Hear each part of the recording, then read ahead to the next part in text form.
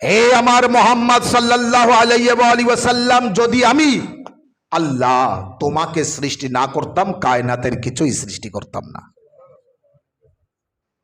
বোঝা গেল? আল্লাহ রাব্বুল আলামিন যদি তার হাবিবকে সৃষ্টি না করতেন, তাহলে কায়নাতের কিছুই সৃষ্টি হতো না। বাস মনে রাখবেন, আর আমার সাথে সাই দেবেন, কথা বলবেন আমার সাথে, আপনার বুঝতে সুবিধা হবে। যদি আল্লাহ রাসূলুল্লাহ সাল্লাল্লাহু আলাইহি ওয়া সাল্লামকে সৃষ্টি না করতেন, তো কায়নাতের কিছুই সৃষ্টি হতো না। তার মানে আমার ও আপনার প্রিয় নবী যতক্ষণ না হয়েছেন সৃষ্টি, ততক্ষণ না আসমান ছিল, না জমিন,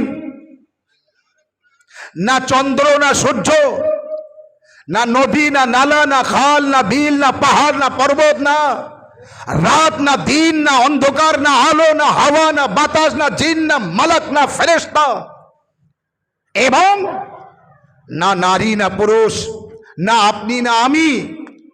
আমরা দুনিয়ার মধ্যে কিছুই ছিল না।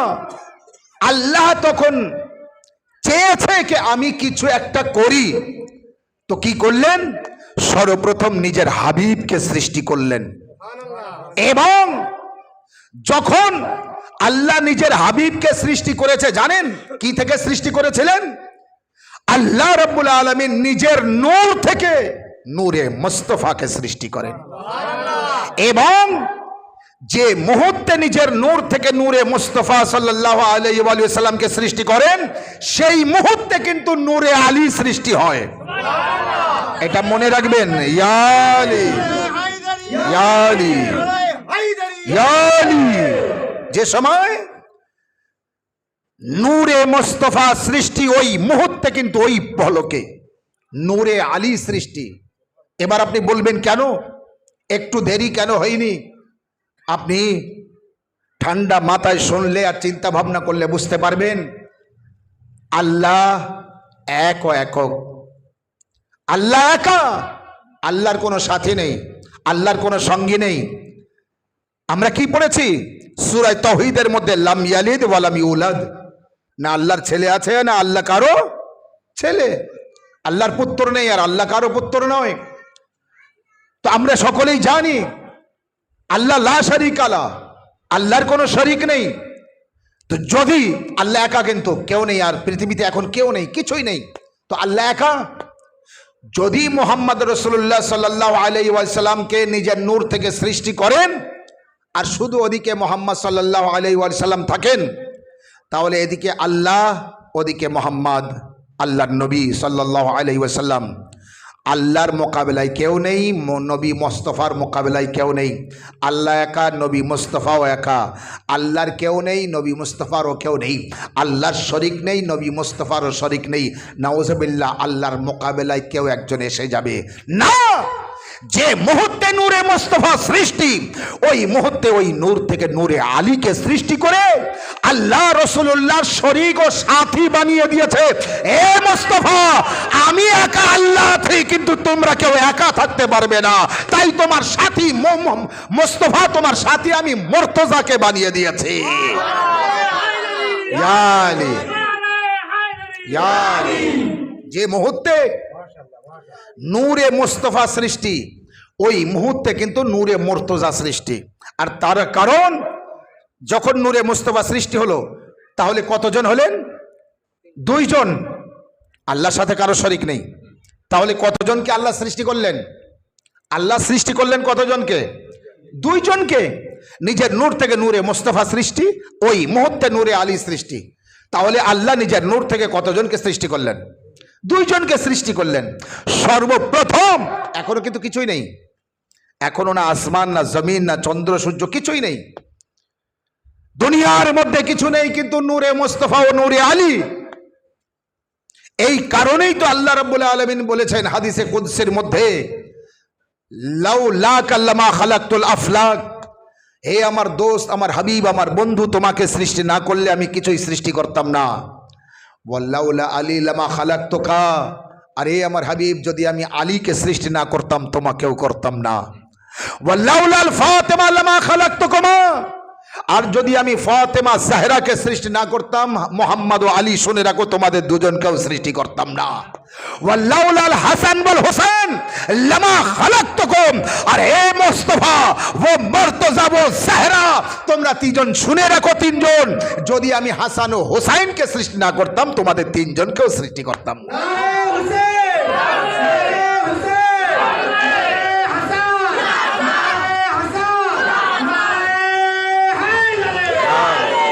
এই কারণে আল্লাহ বলছে, আমি যখন কিছু ছিল না, আমি নূরে মুস্তাফাকে সৃষ্টি করেছি, তারপরে নূরে আলীকে সৃষ্টি করেছি, তারপরে নূরে ফাতেমা জাহরাকে সৃষ্টি করেছি, তারপরে ইমামে হাসান, তারপরে ইমাম হুসাইন। কতজন সৃষ্টি হলো?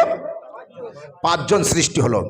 এই 5টি নূরকে আল্লাহ সৃষ্টি করার পরে, এরপরে কিন্তু সৃষ্টি আসমান বলুন, জমিন বলুন, চন্দ্র বলুন, সূর্য বলুন, ফেরেশতা বলুন, জিন বলুন, মালাক বলুন, জাই বলুন, হুর বলুন, গোলমান বলুন, জান্নাত বলুন, জাহান্নাম বলুন, রাত বলুন, দিন বলুন, অন্ধকার বলুন, আলো বলুন, মাটি বলুন, হাওয়া, পানি, সব কিছু যা সৃষ্টি হয়েছে তারপরে সৃষ্টি হয়েছে, এর আগে না। এবং আমারও আপনার মাওলা যেভাবে বলেছেন कि আল্লাহ ये কায়নাতকে, একজন ডক্টর গাবান, যিনি বড় একজন বৈজ্ঞানিক, তিনি বলেছিলেন নাহজুল বালাগা পড়ার পর, নাহজুল বালাগা মুতালিয়া করার পরে, মাওলা আলী আলাইহিস সালামের লেখা আছে নাহজুল বালাগা, ये নাহজুল বালাগা আপনি পড়বেন, আপনি বড় জ্ঞানী হবেন।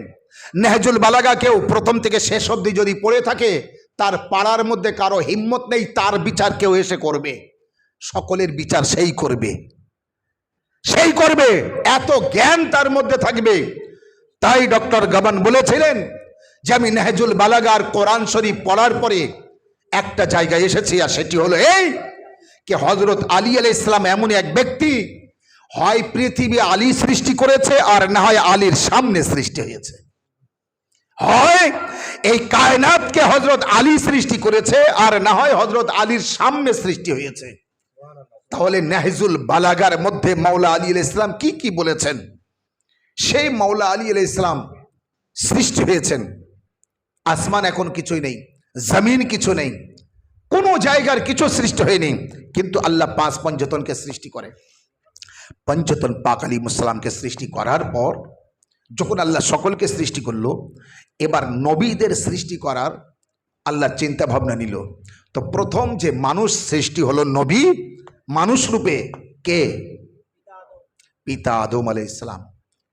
আদম আলাইহিস সালাম সৃষ্টি হওয়ার পর নামাজ পড়িনি, রোজা রাখেনি, কোরআন পড়িনি, হজ করিনি, জাকাত দেয়নি, বাস আল্লাহ ফেরেশতাদের বলেছে আদমের সেজদা করো। আচ্ছা বলুন তো, কিছুই তো করিনি আদম আলাইহিস সালাম, তো আদমের সেজদা কেন করতে বলেছিলেন? আদম আলাইহিস সালামের কোরআন পাকে আছে আদম আলাইহিস সালামের সেজদা করতে বলেছিলেন। জানেন কি জন্য? শুনুন, কোনো দিনের জন্য কাউকে খারাপ ভেবে তার কথাটা যে শুনবো না, তার চিন্তা ভাবনাকে আমি দেখবো না, জানবো না, বুঝবো না, এটা করবেন না। হাদিসের মধ্যেও আছে, কে বলছে দেখো না, কি বলছে দেখো। তাই যদি মাইকের আওয়াজ কানে যায়, শোনার জন্য আর বোঝার জন্য অনুরোধ করছি।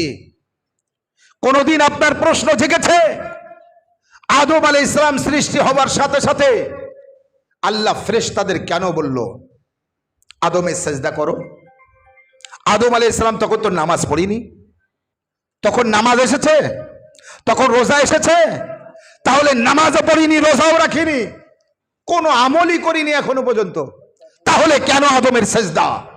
জানেন, আল্লাহ আদম আলাইহিস সালামকে তৈরি করার পর, আল্লাহ আদম আলাইহিস সালামকে সৃষ্টি করার পরে আল্লাহ বলেছিলেন, হে আদম মাথা উঁচু করো, আর আসমানে দেখো যা লেখা আছে ওই নামগুলি পড়ো। আদম আলাইহিস সালাম বলেছিলেন, মাবুদ আমি তো জানি না কিভাবে পড়বো। কেউ একজন আদম আলাইহিস সালামের কানে এসে বলে দিয়েছে, আদম আলাইহিস সালাম সাথে সাথে পড়তে শুরু করলো।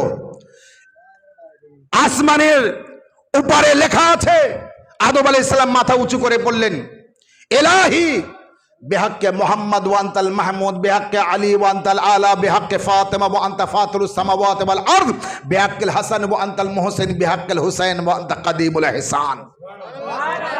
এ আল্লাহ আদম, এ আল্লাহ মোহাম্মদের দোহাই, তুমি তো মাহমুদ, আলীর দোহাই তুমি তো আলা, ফাতেমার দোহাই আর তুমি তো ফাতুরুস সামাওয়াত ওয়াল আরজ, হাসানের দোহাই তুমি মুহসিন, হুসাইনের দোহাই তুমি কাদিমুল ইহসান।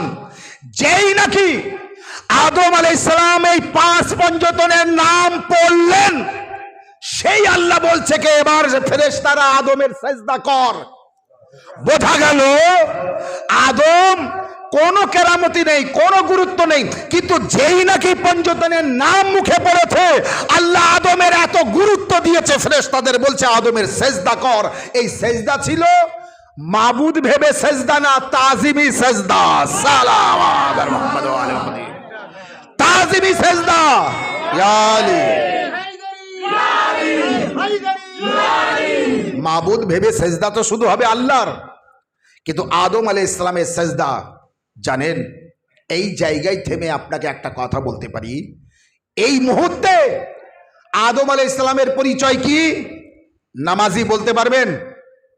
যে নামাজ পড়ে তাকে নামাজি বলা হয়, যে হজ করে এসেছে তাকে হাজি বলা হয়, যে ডক্টর হয়ে এসেছে তাকে ডক্টর বলা হয়, যে মাস্টার স্কুলে পড়ায় মাদ্রাসায় পড়ায় তাকে মাস্টার বলা হয়, যে চাষ করে তাকে চাষি বলা হয়, যে মাওলানা ওয়াজ নসিহত করে নামাজ পড়ে তাকে মাওলানা সাহেব বলা হয়। আদম আলাইহিস সালামকে কি বলবেন? এখনো নামাজও পড়েনি, নামাজি বলতে পারছেন না, রোজা রাখেনি, এই তো সৃষ্টি হলো, এক্ষুনি তো তৈরি হলো, এখন তো এখনো নামাজও পড়েনি, তো নামাজি বলতে পারছেন না। রোজা রাখেনি, রোজাদার বলতে পারছেন না। হজ করেনি, হাজি বলতে পারছেন না। কোরআন পড়েনি এখনো, কারি বলতে পারছেন না। হাফিজ বলতে পারছেন, তো বলবেন কি আদমকে? তাহলে ডক্টরি যে করে তাকে ডক্টর বলা হয়, হজ করলে হাজি বলা হয়, চাষ করলে চাষি বলা হয়, আর পাকিস্তানের মানুষকে পাকিস্তানি বলা হয়, ইরানের মানুষকে ইরানি বলা হয়, হিন্দুস্তানের মানুষকে হিন্দুস্তানি বলা হয়।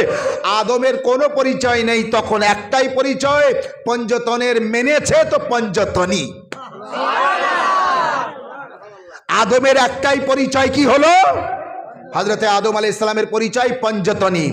যেই হয়েছে পঞ্জতনি সেই এই মর্যাদা পেয়েছে, যতক্ষণ পঞ্জতনি হয়নি ততক্ষণ এই মর্যাদা পায়নি। আপনারা যারা পিছনে মুখ নাড়াচ্ছেন না, সুবহানাল্লাহ বলছেন না, কি জন্যে বুঝতে পারছেন না নাকি? আপনারা যারা পিছনে আছেন আমার বয়স্করা, আপনারা তো বুঝতে পারছেন নাকি? তো বুঝতে যদি পারেন তো সবাই একসাথে বলতে হবে সুবহানাল্লাহ, যদি বুঝতে পারেন। কেন? কোনো বক্তা যদি বক্তব্য দেয় আর আপনি যদি সুবহানাল্লাহ বলেন, তো সুবহানাল্লাহ বলার জন্য আপনি নেকি পাবেন। সুবহানাল্লাহ, আমরা যে তাসবিহে জাহেরা গুনি, তো আল্লাহু আকবার বলি, আলহামদুলিল্লাহ বলি, শেষে কি বলি? সুবহানাল্লাহ। তো সুবহানাল্লাহ মুখে বললে সওয়াব হবে না হবে না? তো আমি মিলাদ পড়ছি, মজলিস পড়ছি, ওয়াজ নসিহত করছি, আপনি সুবহানাল্লাহ বললে আমাকে উৎসাহিত করলেন, আপনি সওয়াবও পেয়ে গেলেন। তাহলে কেন চুপচাপ মুখ বুজিয়ে থাকবেন? একটু সুবহানাল্লাহ বললে ভালো লাগবে। ঠিক আছে, আপনি সুবহানাল্লাহ বলবেন, মাশাআল্লাহ বলবেন, আলহামদুলিল্লাহ বলবেন, আল্লাহু আকবার বলবেন, এতে সওয়াব হবে, উৎসাহিত হবে। এবং আপনি চুপচাপ থাকলে যে মনটা অন্যদিকে যাবে সেইটা যাবে না, আপনার বুঝতে সুবিধা হবে। তো আল্লাহ কি বলেছে? কুনতু কানজান মাখফিয়া, আমি ছিলাম লুকানো সম্পদ। আল্লাহ কি বলছে? আমি ছিলাম লুকানো সম্পদ, আমি আল্লাহ ছিলাম, কেউ জানতো না আমাকে, কেউ জানতো না আমাকে। তাই হে আমার হাবিব, আমি তোমাকে সৃষ্টি করেছি, আর শুধু তোমার না, আমি আরো তোমার সাথে 4 জনকে সৃষ্টি করেছি। এই 5 পঞ্জতন সৃষ্টি হওয়ার সাথে সাথে সাথে সাথে ইমাম হুসাইন আলাইহিস সালামের পুত্র ইমাম জাইনুল আবেদিন, তার পুত্র মোহাম্মদ বাকর, জাফর সাদিক, মুসা কাজিম, আলী রেজা, মোহাম্মদ তাকি, আলী নকি, হাসান আসকারি, ইমামে মাহিদি আখরুজ জামান আলাইহিস সালাম, এই 14 জনকে আল্লাহ সর্বপ্রথম সৃষ্টি করে, যে 14 জনকে বলা হয় 14 মাসুম। আল্লাহুম্মা সাল্লি আলা মুহাম্মদ ওয়া আলি মুহাম্মদ। এই যে 14 মাসুম, সর্বপ্রথম যখন কিছুই ছিল না, আল্লাহ সর্বপ্রথম জানাদের সৃষ্টি করে 14 জনকে। এই 14 জন মাসুমকে বলা হয় উলিল আমর। 14 জন মাসুম, তার মধ্যে 12 জন ইমাম, আমাদের শেষ নবী আর মা ফাতেমা জাহরা। তো 12 জন ইমাম, শেষ নবী আর মা ফাতেমা জাহরা, কতজন হলো? 14 জন। ইমাম 12 জন। 14 না, 16 না, 13 না, 11 না, 9 না, ইমাম কিন্তু 12 জন। মাস কত? 12। ঘড়ির কাঁটা কয়টা? সালাওয়াত বার মুহাম্মদ ওয়া আলে মুহাম্মদ, আল্লাহুম্মা সাল্লি আলা মুহাম্মদ ওয়া আলে মুহাম্মদ। বোঝা গেল? মাস 13 হয়নি, 11 হয়নি। আর ঘড়ির কাঁটাও দেখুন আপনি, 13টা বাজে, 14টা বাজে না, 12টাই বাজবে। 12টা পর্যন্ত আছে। আল্লাহ কিভাবে কায়নাতকে সৃষ্টি করেছে, গবেষকরা কিছু কিছু নিজেদের ভিতরে নিয়েছে, নিয়ে কিছু নিজেরা সৃষ্টি করেছেন। আমারও আপনার মাওলা বলেছেন না, আমি জমিনের থেকে আসমানের রাস্তা বেশি চিনি। তখন জানতে এরা গবেষণা করলো, নিশ্চয়ই আসমানেও মানে উপরে হাওয়ায় ওড়া যায়, তো ওড়ার ব্যবস্থা করে নিল। এই কারণে যখন আমারও আপনার নবীজি মসজিদে নববীতে বসেছিলেন, আর জিব্রাইল আমিন ওহী নিয়ে আসে, তো জিব্রাইল এসেছে ওহী নিয়ে। রাসূলুল্লাহ সাল্লাল্লাহু আলাইহি ওয়া সাল্লামের সামনে জিব্রাইল আমিন বসে কথা হচ্ছে। এমন সময় আমারও আপনার মাওলা যুবক তখন মসজিদের ভিতরে প্রবেশ করছিলেন। আমারও আপনার মাওলা মুশকিল কোষাকে দেখে জিব্রাইল আমিন উঠে দাঁড়িয়েছে। যেই জিব্রাইল আমিন উঠে দাঁড়িয়েছে,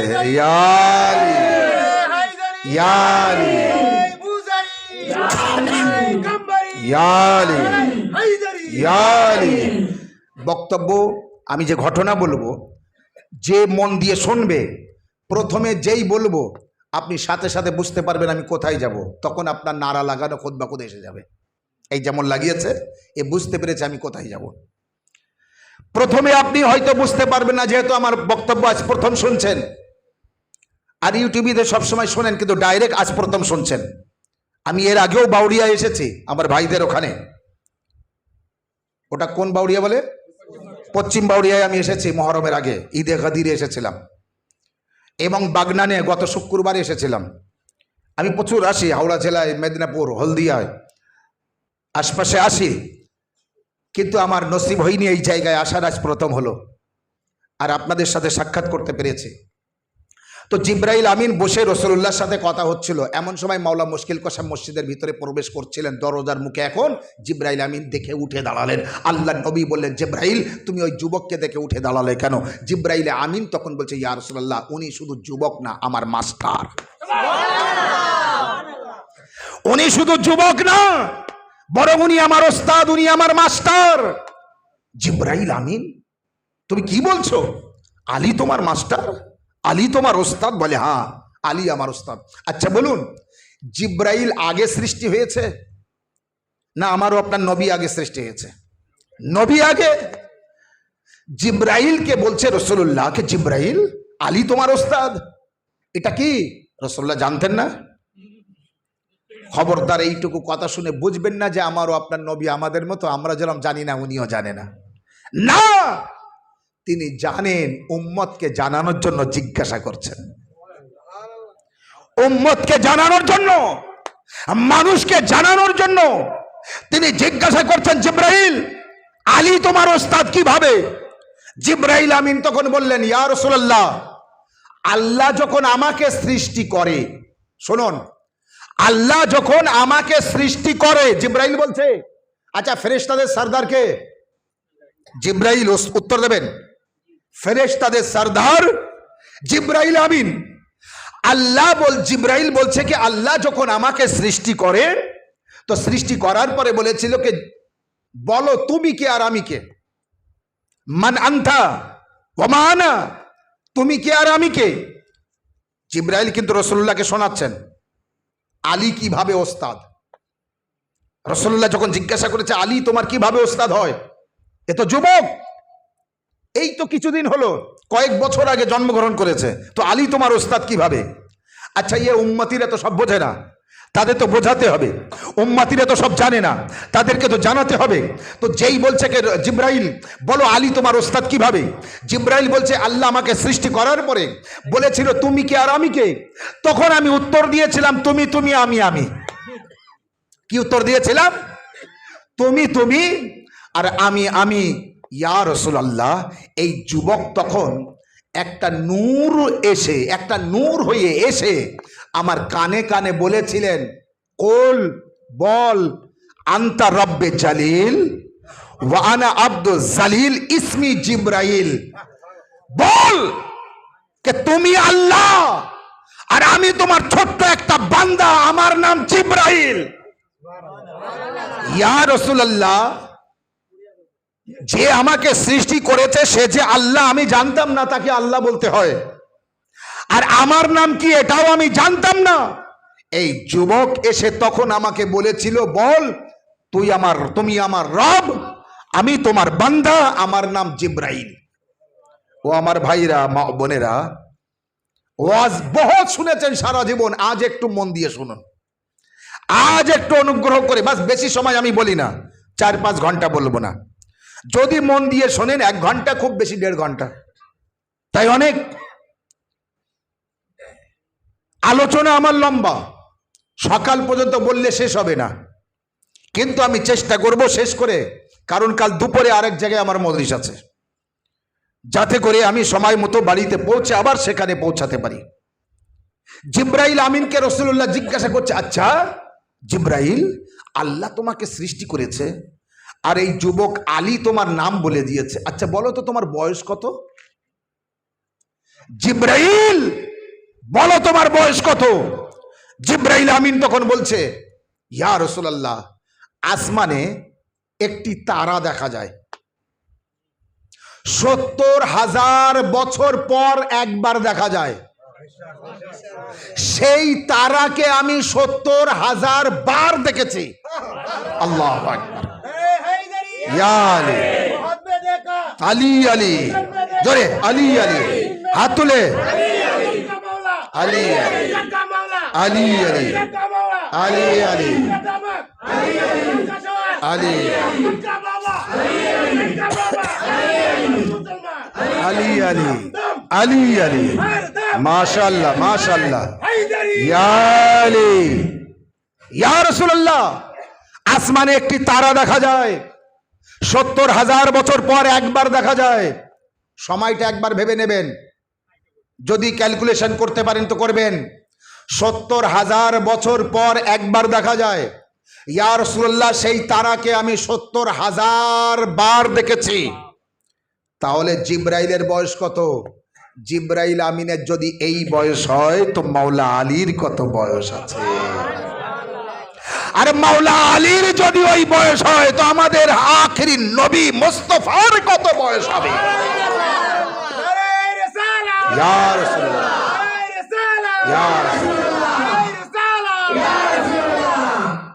দেখুন, যখন আমরা আলী আলী করবো না, নারা লাগাবো, এক শ্রেণী মানুষ বলবে এরা খুব আলী আলী করে, কিন্তু এটা বললে হবে না, রাগ করলে হবে না। দেখুন, কেউ আমাদের শেষ নবীকে বুঝেছে মাওলানার কথা শুনে, মাওলানা যেভাবে বুঝিয়েছে সেইভাবে বুঝেছে।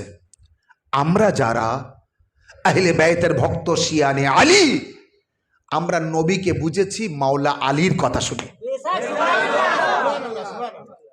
আমরা আলীকে বুঝেছি নবীর থেকে, আর নবীকে বুঝেছি আলী থেকে। এই কারণে আমাদের মতো কেউ নবী নবী করতে পারে না, আর আমাদের মতো কেউ আলী আলী করতে পারে না।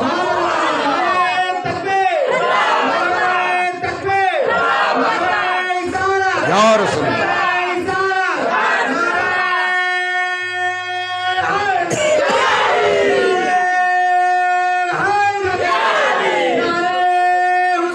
ইয়া হুসাইন,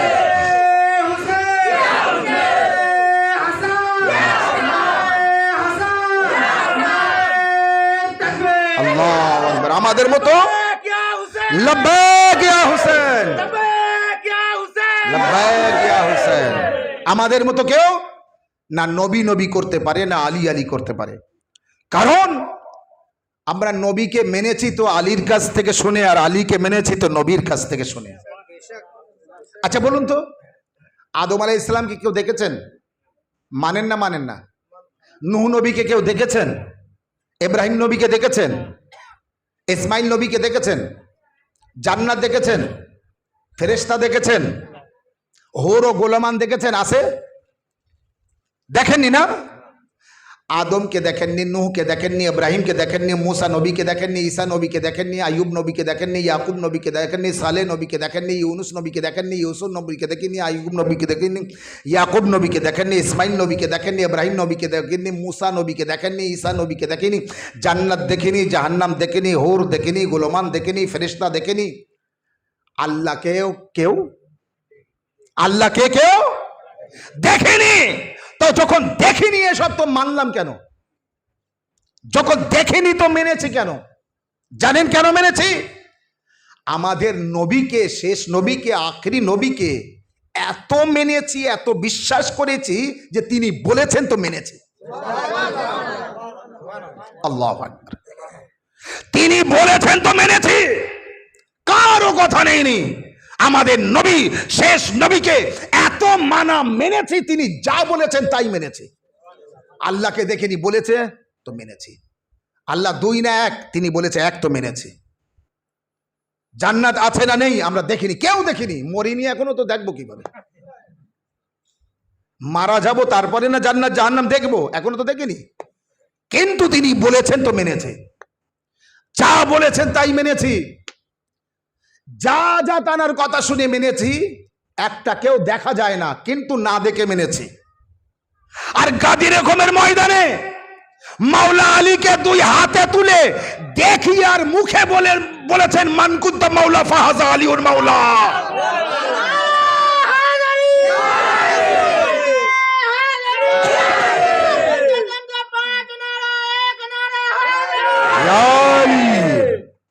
তিনি গাদির রকমের ময়দানে মাওলা আলী আলাইহিস সালামের দুই বাজু ধরে উঁচু করে জনগণকে, উম্মতিকে, সাহাবিকে, হাজিকে, কারিকে, মুফতিদেরকে দেখিয়ে আর মুখে বলে বুঝিয়ে দিয়েছেন মান কুনতা মাওলা ফাহাজা আলীউল মাওলা। না দেখে তানার কথা শুনে মেনেছি, আর তিনি যেটা দেখিয়ে বললেন সেটা কেন মানব না? সেটা কি জন্য মানব না? এই হচ্ছে পার্থক্য। আমরা মাওলা আলীকে কারোর কথাই মানিনি, মাওলা আলীকে মাওলা মেনেছি নবীর কথায়। যার মুখের কথা শুনে আল্লাহকে মেনেছি, যার মুখের কথা শুনে নবীদের মেনেছি, যার মুখের কথা শুনে জান্নাত জাহান্নাম মেনেছি, তার মুখের কথা শুনে মাওলা আলীকে মাওলা মেনেছি। এতে যদি অপরাধ হয় তো বিচার আল্লাহ করবে, বিচার নবী করবে। আর যদি অপরাধ না হয়, আর কেউ যদি না মানে, তার বিচারও আল্লাহ করবে, তার বিচারও আল্লাহ করবে। আর এটা মানতেই হবে। কোরআন নাজিল হয়েছে, আল্লাহর কিতাব, কেউ দেখেছি আমরা? নাজিল হতে দেখেছি? দুনিয়ার কেউ বলতে পারবে আমরা দেখেছি? যারা দেখেছে নাজিল হতে, তাও তারা নাজিল হতে দেখেনি। আমাদের নবীজি বলেছেন তো তারা শুনেছে, বাস এইটাই। সাহাবায়ে কেরাম, মুহাজির আনসার যারা পাশে থাকতেন, তারা নাজিল হতে দেখেনি। জিবরাইলকে কেউ দেখতে পাবে না, না ফেরেশতা না? তাহলে জিবরাইল আমিন যে এসেছেন, তাও কেউ কোনো পাবলিক দেখতে পায়নি, মানুষ দেখতে পায়নি। কিন্তু ভালোভাবে ভাববেন, আমরা আল্লাহর কসম করে বলছি, আলী আলী বেশি বেশি করি না। আমরা আলী আলী করি এতটাই যতটা নবী করেছেন, যতটা নবী করেছেন। এবার যদি কারো মনে হয় যে আলী আলী বেশি হচ্ছে, তো এই কথাটা আমাদের না বলে নবী পাককে বলা উচিত। ইয়া রাসূলুল্লাহ, আপনি কেন এত আলী আলী করলেন?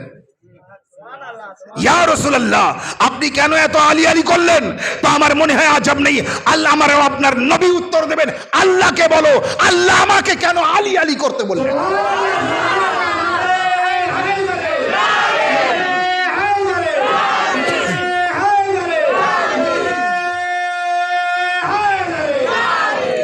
নামাজ এসেছে, দিন সম্পূর্ণ হয়নি। রোজা এসেছে, দিন সম্পূর্ণ হয়নি। হজ এসেছে, দিন সম্পূর্ণ হয়নি। যাকাত এসেছে, দিন সম্পূর্ণ হয়নি।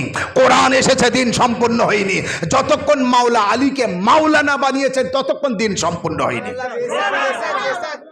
তো আলী ছাড়া দিন সম্পূর্ণ হয় না, তো আলী ছাড়া ঈমান কিভাবে সম্পূর্ণ হয়? আল্লাহু আকবার, মাশাআল্লাহ, माशाल्लाह,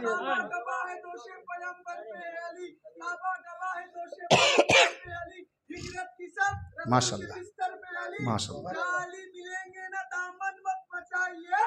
बचना अली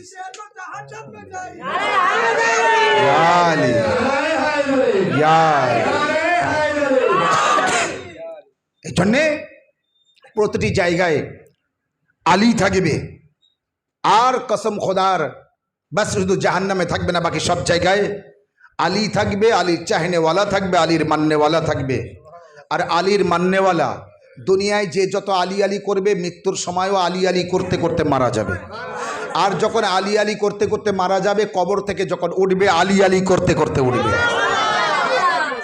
যখন কবর থেকে উঠবে, আলী আলী করতে করতে উঠবে। আর আপনার জানা আছে, যদি শুনে থাকেন, আর যদি না শুনে থাকেন তো আবার শুনে নিন। মাওলা আলী আলাইহিস সালাম সাহাবা ইকরামদের মাঝে বলেছিলেন, সালমানে ফার্সি মৃত ব্যক্তিকে জীবিত করতে পারে। মৃত ব্যক্তিকে কেউ জীবিত করতে পারে? কেউ পারে না। কিন্তু আমারও আপনার মাওলা, তিনি শুধু জীবিত করে না, তিনি নারীকে পুরুষ বানাতে পারে, পুরুষকে নারী বানাতে পারে, পূর্বকে পশ্চিম, পশ্চিমকে পূর্ব, শামকে কুফা, কুফাকে শাম বানাতে পারে, রাতকে দিন, দিনকে রাত বানাতে পারে, নিকটকে দূরে, দূরেকে কাছে বানাতে পারে। তিনি পারেন জীবিতকে মুর্দার বানাতে, আর মুর্দারকে জীবিত বানাতে। পারেন না? পারে না? শামের ওই ফকির, শামের ওই ফকির, জানেন আমি ওকে ফকির বলি। সেই ফকির একটা ব্যক্তিকে পাঠিয়েছে, একটা মহিলাকে পাঠিয়েছে যুবক ছেলের সাথে, যাও কুফায় যেয়ে থাকো, কুফায় যেয়ে থাকো। আর অনেক দিন থাকার পর হঠাৎ একদিন তোমার ছেলেকে তুমি মুর্দার বানাবে, কাফন পরাবে, কান্নাকাটি শুরু করবে। লোকজন আসবে, তুমি বলবে কি হয়েছে? তুমি বলবে আমার একটাই ছেলে, একে নিয়ে আমি এখানে থাকি, আমার যুবক ছেলে মারা গিয়েছে, এর জানাজা কোনো মাওলানা পড়ালে হবে না, এর জানাজা যদি মাওলা আলী পড়ায় তাহলে আমি এর জানাজা মাওলাকে পড়াতে দেব। মনে রাখবেন, মন দিয়ে শুনবেন, কথাটা শুনতে ভালো লাগবে, বুঝতে ভালো লাগবে। আমাকে একটু গ্লাসে পানি দিতে হবে। শুনতে ভালো লাগবে, বুঝতে ভালো লাগবে আপনার। আর এখান থেকে বেশি বারবার উঠে গেলে হবে না, আসলে হবে না। চুপচাপ যতক্ষণ আমি মদিশ পড়বো এখান থেকে নড়লে হবে না, আর আমার দিকে তাকিয়ে থাকতে হবে। তাহলে শামের ওই ফকির যে আমার মাওলার সাথে সিফিনে যুদ্ধ করেছিল, তাহলে ফকিরের নাম বুঝতে পেরেছেন? সেই ফকির মানুষটা, ফকির ব্যক্তি মাওলা আলী আলাইহিস সালামকে নাউজুবিল্লাহ মিথ্যাবাদী বানানোর জন্য রাসূলুল্লাহ কি বলেছেন? আলী মাল হক ওয়াল হক মাল আলী। আলী হকের সাথে, হক আলীর সাথে। আলী মাল কোরআন ওয়াল কোরআন মাল আলী। আলী কোরআনের সাথে, কোরআন আলীর সাথে। এটা কতটা সত্য! আলী যা বলে সব ঠিক বলে, আলী যা বলে যা সত্য বলে, এটাকে মিথ্যে প্রমাণ করব। তাই শামের ওই ফকির একটা মহিলাকে পাঠিয়েছে আর বলেছে তোমার জীবিত ছেলেকে তুমি হঠাৎ করে মৃত বানাবে, কাফন পরাবে। যুক্তি মিথ্যে মিথ্যে, আর কান্নাকাটি করবে। লোক যখন আসবে বলবে আমার ছেলে মারা গিয়েছে। লোক যখন জানাজার ব্যবস্থা করবে তখন তুমি বলবে যে আমি এই ছেলের জানাজা মাওলা আলী দ্বারাই পড়াবো। আদৌ কি তো মাওলাকে মানে না, ওকে পয়সা দিয়ে পাঠিয়েছে। তো তুমি এটা করতে পারলে, আর আলী তোমার ছেলে জানাজা পড়বে, তারপরে তোমার জীবিত ছেলেকে নিয়ে চলে আসবে, দেখবে আলী মিথ্যাবাদী আর নবী যা বলেছে সব মিথ্যে, এর প্রমাণ করাবো। চিন্তা করুন, চিন্তা করুন। মাওলা আলী আলাইহিস সালাম আছেন কুফায়, ওই মহিলা নিজের যুবক ছেলেকে মৃত বানিয়ে কাফন পরিয়ে নিয়ে আসছে মাওলা আলী আলাইহিস সালামের সামনে, আর সব যুক্তি করে এসেছে। মাওলা আলী আলাইহিস সালাম ছেলের বলছে এর ওয়ারিস কে আছে? বলে এই তো মা আছে। বলে আপনার ছেলের জানাজা পড়বো? বলে হ্যাঁ পড়ুন। 3 বার জিজ্ঞাসা করেছে আপনার ছেলের জানাজা পড়বো? বলে হ্যাঁ পড়ুন। মাওলায়ে কায়নাত জানাজা পড়িয়ে দিলেন, পেছন থেকে সব হাসতে শুরু করলো। ও কি হয়েছে? না আলী দেখো জীবিত ছেলের জানাজা পড়িয়ে দিয়েছে। আলী তো গায়েবের খবর রাখে না, মাওলা আলী তো কিছুই জানে না, আলী তো কোনো খবরই রাখে না। মাওলা বললেন যদি তোমার জীবিত ছেলে থাকে তো তুমি নিয়ে যাও।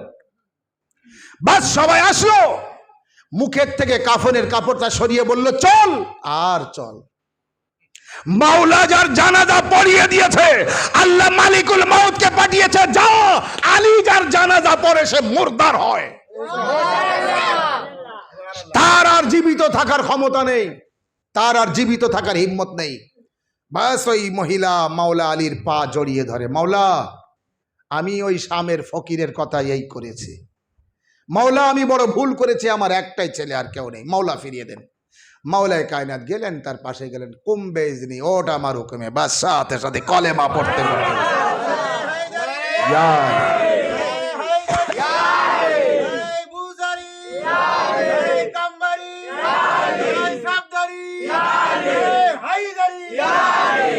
হচ্ছে মাওলা। তাই সাহাবায়ে কেরামরা সেই জায়গায়, সাহাবায়ে কেরামরা সালমানে ফার্সির কাছে এসে বলছে, সালমান শুনেছো মাওলা কি বলেছে? তো সালমান বলছে কি বলেছে? তো সালমানে ফার্সিকে তারা বলছে মাওলা আলী বলেছে তুমি নাকি মৃত ব্যক্তিকে জীবিত করতে পারো। সালমানও মিন্না আহলাল বাইত, সালমান আহলে বাইতের একজন, বিশ্বনবীর হাদিস আছে সালমান এত ভক্ত আহলে বাইতের। তাই মাওলা আলী আলাইহিস সালাম বললেন সালমানও মুরদারদের জীবিত করতে পারে। সালমান নিজেই জানতো না যে আমার এত বড় হিম্মত, এত বড় ক্ষমতা আছে, কিন্তু মাওলা দিয়েছেন। আমারও আপনার কথা বললে তো আমরা বলতাম হ্যাঁ আমি পারি নাকি, কিন্তু সালমান কি উত্তর দিলেন জানেন? সালমানে ফার্সি উত্তর দিলেন আমার মাওলা যদি বলে থাকে তো তাই। বিশ্বাস দেখুন, আমার মাওলা যদি বলে থাকে তো তাই। বললো আচ্ছা ঠিক আছে সালমান, তাহলে চলো ওই কবরস্থানে একটা মুর্দার জীবিত করে দেখাও, তুমি কিরম মুর্দার জীবিত করতে পারো। সালমানে ফার্সি সেই সমস্ত লোকদের নিয়ে একটা মাঠে মরুভূমিতে যে কবরস্থান সেখানে গেলেন। কবরস্থানের দিকে তাকিয়ে বললেন এ মুর্দাররা, তোরা জানিস তো আমার মাওলা কি বলেছে? তোরা জানিস তো আমার মাওলা কি বলেছে? একটা মুর্দার কবরের ভিতর থেকে বার হলো মাথার ধুলোবালি ঝাড়তে ঝাড়তে, আর সালমানে ফার্সিকে সালাম দিলেন। সালাম দেওয়ার সাথে সাথে বলছে আমার উটের বাচ্চা, আমার উটের বাচ্চা, আমার উটের বাচ্চা, কোথায় আমার উটের বাচ্চা? সাথে সাথে সব সাহাবারা বলছে সালমান তোমার কথাই মুর্দার জীবিত হয় আমরা মানলাম, কিন্তু এ বলে কি আমার উটের বাচ্চা, আমার উটের বাচ্চা। সালমানে ফার্সি তখন বলছে কেন তুমি জানো না? বলে না। বলে আচ্ছা এ আমার উটের বাচ্চা, আমার উটের বাচ্চা কেন বলছে জানো? ও যখন মারা যায় ওই পাহাড়ের দিকে ছিল, ও উট চড়াতো, ওর একটা উটের বাচ্চা হারিয়ে গিয়েছিল, সেই উটের বাচ্চাটা খোঁজ করছিল আর চারিদিকে ঘুরছিল আর বলছিল আমার উটের বাচ্চা কোথায়, আমার উটের বাচ্চা কোথায়, আমার উটের বাচ্চা কোথায়। সেই সময় মালিকুল মউত আসে আর ওর রুহটা কবজ করে, ওর মৃত্যু হয়ে যায়। ওর মৃত্যু হওয়ার সময় বলছিল মুখে আমার উটের বাচ্চা কোথায়, আমার উটের বাচ্চা কোথায়। যখন এই মুহূর্তে জীবিত হয়েছে, তো যেই জীবিত হয়েছে সেই মৃত্যুর সময় যা বলতে বলতে মারা গিয়েছিল, কবর থেকে ওঠার সময় তাই বলতে বলতে উঠছে। এবার তো বোঝা গেল আমরা যারা আলী আলী করছি, আলী আলী করতে করতে মারা যাব, কবর থেকে উঠবো তো আলী আলী করতে করতে।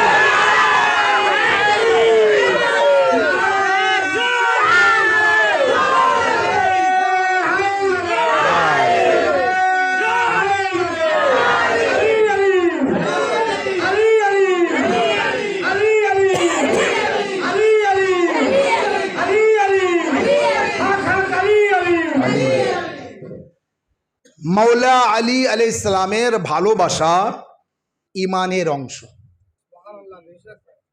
আল্লাহ নবী বলেন ইয়া আলী হুব্বুকাল ঈমান বা বুগযুকান নিফাক, হে আলী তোমার ভালোবাসা ইমানের পরিচয় আর তোমার সাথে দুশমনি মুনাফিকের পরিচয়। এই হাদিসে পয়গম্বর, হাদিসে নবী। দেখুন নবী সবার উপরে, আল্লাহর পরে সর্বপ্রথম যাকে মানবেন, যাকে মানতে হবে তিন নবী। নবীর উপরে তো কোনো মানুষ নেই, মানুষের সেরা মানুষ রাসূলুল্লাহ, যিনি নূরের। এবং রাসূলুল্লাহকে আমরা কতটা মানি জানেন? তিনি না হলে কায়নাতের কিছুই হতো না।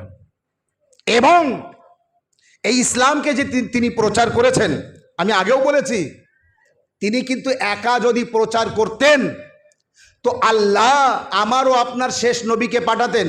আদম থেকে ঈসা পর্যন্ত এই সমস্ত নবীদের পাঠানোর দরকার ছিল? এই সমস্ত নবীদের পাঠানোর প্রয়োজন ছিল? এই সমস্ত নবীদের পাঠানোর প্রয়োজন ছিল না। আদম আলাইহিস সালামের পাঠানোর প্রয়োজন ছিল না। নূহ নবীর ইসলাম মোকাম্মাল হয়েছে কবে? গাদির খুমের ময়দানে। ইসলাম সম্পূর্ণ হয়েছে, পরিপূর্ণ হয়েছে, মোকাম্মাল হয়েছে কোথায়? গাদিরে খোমের ময়দানে, সেটা রাসূলুল্লাহর হাত বরাবর মাওলা আলী মাওলা হবার পরে, ঠিক আছে? তাই তো নারা লাগাতে হয়, নারায়ে বেলায়াত আলিয়ান ওয়ালিউল্লাহ, আলিয়ান ওয়ালিউল্লাহ, আলিয়ান ওয়ালিউল্লাহ। এই হচ্ছে বেলায়াতি নারা, নারায়ে বেলায়াত আলিয়ান ওয়ালিউল্লাহ। এবার যখন মাওলায়ে কায়নাত আলী ইবনে আবি তালিব আলাইহিস সালামের ফজিলাতকে আপনি বলছেন, কোথা থেকে পেয়েছেন? কসম খোদার, আমরা আলী আলাইহিস সালামকে কোনোদিন মাওলা বলতাম না যদি রাসূলুল্লাহকে তিনিও ছেড়ে চলে যেতেন ময়দানে। তিনি যদি রাসূলুল্লাহকে ময়দানে ছেড়ে চলে যেতেন, পালাতেন, আমরাও তানাকে মানতাম না। তাহলে রাসূলুল্লাহকে কত মানি, কত মানি, কিন্তু আমরা ওই ব্যক্তিকে মানি না যে ব্যক্তি আমারও আপনার প্রিয় নবীকে ময়দানে ফেলে পালায়। পালাই তো মদিনায় এসে আবার গল্প করে, আমি এত জোরে পালাচ্ছিলাম আমাকে কেউ ধরতে পারছিল না, এবং বলছে আমি সবার আগে পাহাড়ের উপরে উঠে গিয়েছিলাম। পরের দিন যখন রাসূলুল্লাহ এসে তাদের বলছে, আচ্ছা আমি তোমাদের ডাকছিলাম তোমরা শুনোনি, তোমরা পালাচ্ছিলে কেন? বলে, ইয়া রাসূলুল্লাহ, ওই যে জিব্রাইল এসে বলল ইন্না মুহাম্মাদান কাদ কতলি যাবু, মুহাম্মদ সাল্লাল্লাহু আলাইহি ওয়াসাল্লাম মারা গিয়েছে, তোমরা পালিয়ে যাও। আল্লাহ নবী বললেন আমি বেঁচে আছি, আর জিব্রাইল এসে খবর দিয়ে দিল যে নবী মারা গিয়েছে? বলে, হ্যাঁ এই খবর তো পেয়েছি। বলে, শোনো, আমি বেঁচে থাকতে জিব্রাইল বলতে পারে না নবী মারা গিয়েছে। এবার তুমি বলো ওটা জিব্রাইলের আওয়াজ ছিল না ইবলিসের? এদিকে রাসূলুল্লাহ ডাকছে আর ওদিকে ইবলিস বলছে মুহাম্মদ মারা গিয়েছে, তোমরা পালিয়ে যাও। মাঝখানের ওই ব্যক্তি যে যার সে তার ভাষাটা বোঝে, রাসূলুল্লাহর ভাষা বুঝতে পারলো না, জিব্রাইলের ভাষা বুঝতে, ইবলিসের ভাষা বুঝতে পেরেছে। রাসূলুল্লাহ বলছে কি আমি বেঁচে আছি, এসো। তারা রাসূলুল্লাহর কথা না শুনে ইবলিসের কথা শুনে পালিয়ে গেল। শুনুন, আল্লাহর কসম করে বলছি, যে আমার নবীর না আমরা তার না, যে আমার নবীর না আমরা তার না। কিন্তু আমারও আপনার মাওলা আলী আলাইহিস সালাম বলেছেন, আরবের উটের পিছে, উটনির পিছনে যেভাবে তার বাচ্চা ঘুরতে থাকে, আমি রাসূলুল্লাহর পিছন পিছন ওইভাবে ঘুরেছি। রাসূলুল্লাহর আগে আগে না, রাসূলুল্লাহর পিছন পিছন ওইভাবে ঘুরেছি। তাহলে বোঝা গেল আমারও আপনার নবীজিকে আল্লাহ নূরের সৃষ্টি করেছেন।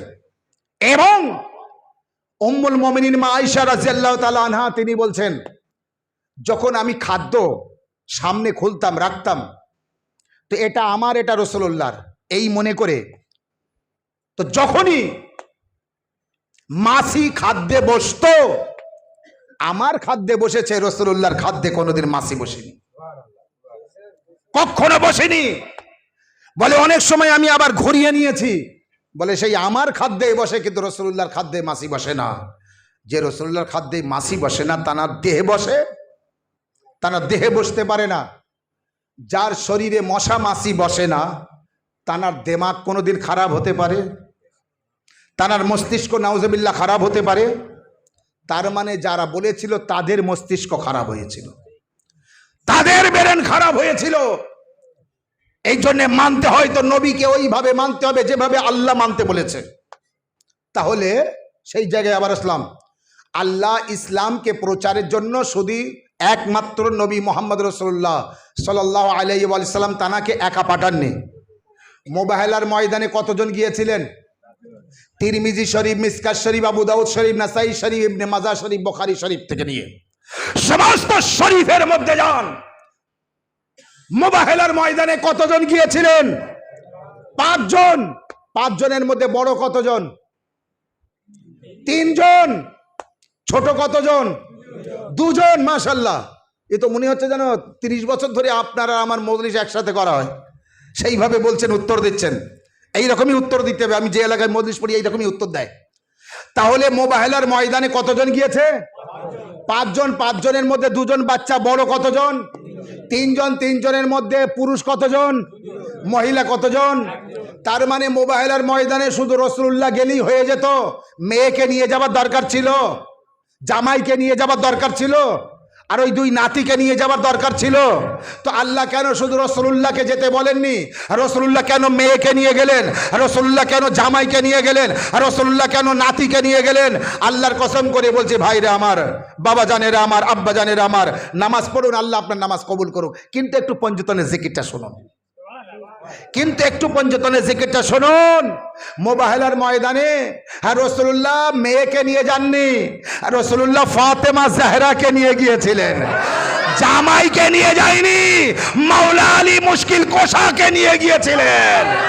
নাতিকে নিয়ে যাননি, হাসান ও হুসেন জান্নাতের যুবকদের সরদারকে নিয়ে গিয়েছিলেন।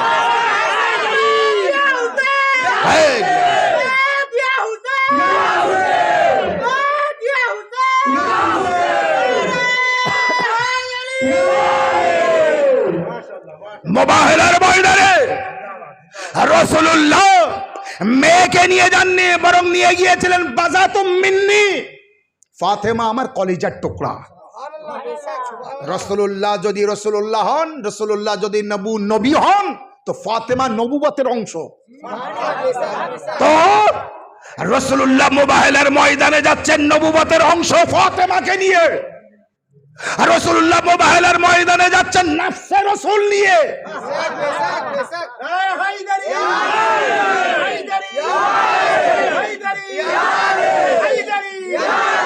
রাসূলুল্লাহ মুবাহলার ময়দানে যাচ্ছেন জান্নাতের জবানানে জান্নাত, জান্নাতের দুই বাদশা, জান্নাতের দুই সরদার ইমামে হাসনাইন করিমাইন শরীফাইনকে নিয়ে, ইমামে হাসান ও ইমামে হুসাইন আলাইহিস সালামকে নিয়ে। এমন ভাবে মুবাহলার ময়দানে গিয়েছেন, যদি একা যাওয়ার পরে মুবাহলা হয়ে যেত তো এই চারজনকে নিয়ে যাওয়ার দরকার ছিল না, তাহলে চারজনের দরকার, চারজনের দরকার। তার মানে বোঝা গেল ইসলাম প্রচার একা করতে পারবেন না। আপনি জানেন রাসূলুল্লাহ যখন ইসলাম প্রকাশ্য প্রচার করেছিলেন কত বছর বয়সে বলুন তো? 40 বছর বয়সে, 40 বছর বয়সে। কারণ কি? কারণ কি? এই রাতে এই লাইটগুলি নিভিয়ে দেন, অন্ধকারে চলতে আপনার অসুবিধা না হলো আমার হবে না? হবে না? আমার তো অলিগলি চেনা নেই না? আপনার যাদের চেনা আছে অন্ধকারও কোনো রকম চলতে পারবেন, কিন্তু আমার তো চেনা নেই। তাহলে এই অন্ধকারে আমাকে চলতে গেলে কিসের দরকার? লাইটের দরকার। আলোকে দূর করার জন্য, অন্ধকারকে দূর করার জন্য আমার একটি প্রয়োজন। এদিকে তাকান, ওদিক যাই হোক, আমার এদিকে প্রয়োজন, অন্ধকার দূর করতে হবে, তাহলে আমি চলতে পারবো। আর অন্ধকার দূর করার জন্য একটা টর্চ লাইটের দরকার। রাসূলুল্লাহ 40 বছর পর্যন্ত অপেক্ষা করছিলেন কার? তিনি যদি ইসলাম প্রচার 40 বছরের আগে করতেন, তার সামনের বাধা ওই অন্ধকার দূর করার জন্য যে লাইটের প্রয়োজন, ওই লাইট ছিল না। তাই রাসূলুল্লাহর যখন বয়স 30 বছর, মাওলা আলী তখন কাবা ঘরে জন্মগ্রহণ করলেন। রাসূলুল্লাহর বয়স যখন 40 বছর, মাওলা আলীর তখন বয়স 10 বছর। এবার দাওয়াতে জুলাসেরা করে মাওলা আলী যখন মদত করার, সাহায্য করার ওয়াদা করলেন, এবার মাওলা আলী সেই টর্চের কাজ করছেন। রাসূলুল্লাহ ইসলাম প্রচার করছেন, মাওলা আলী বাধা দূর করছেন।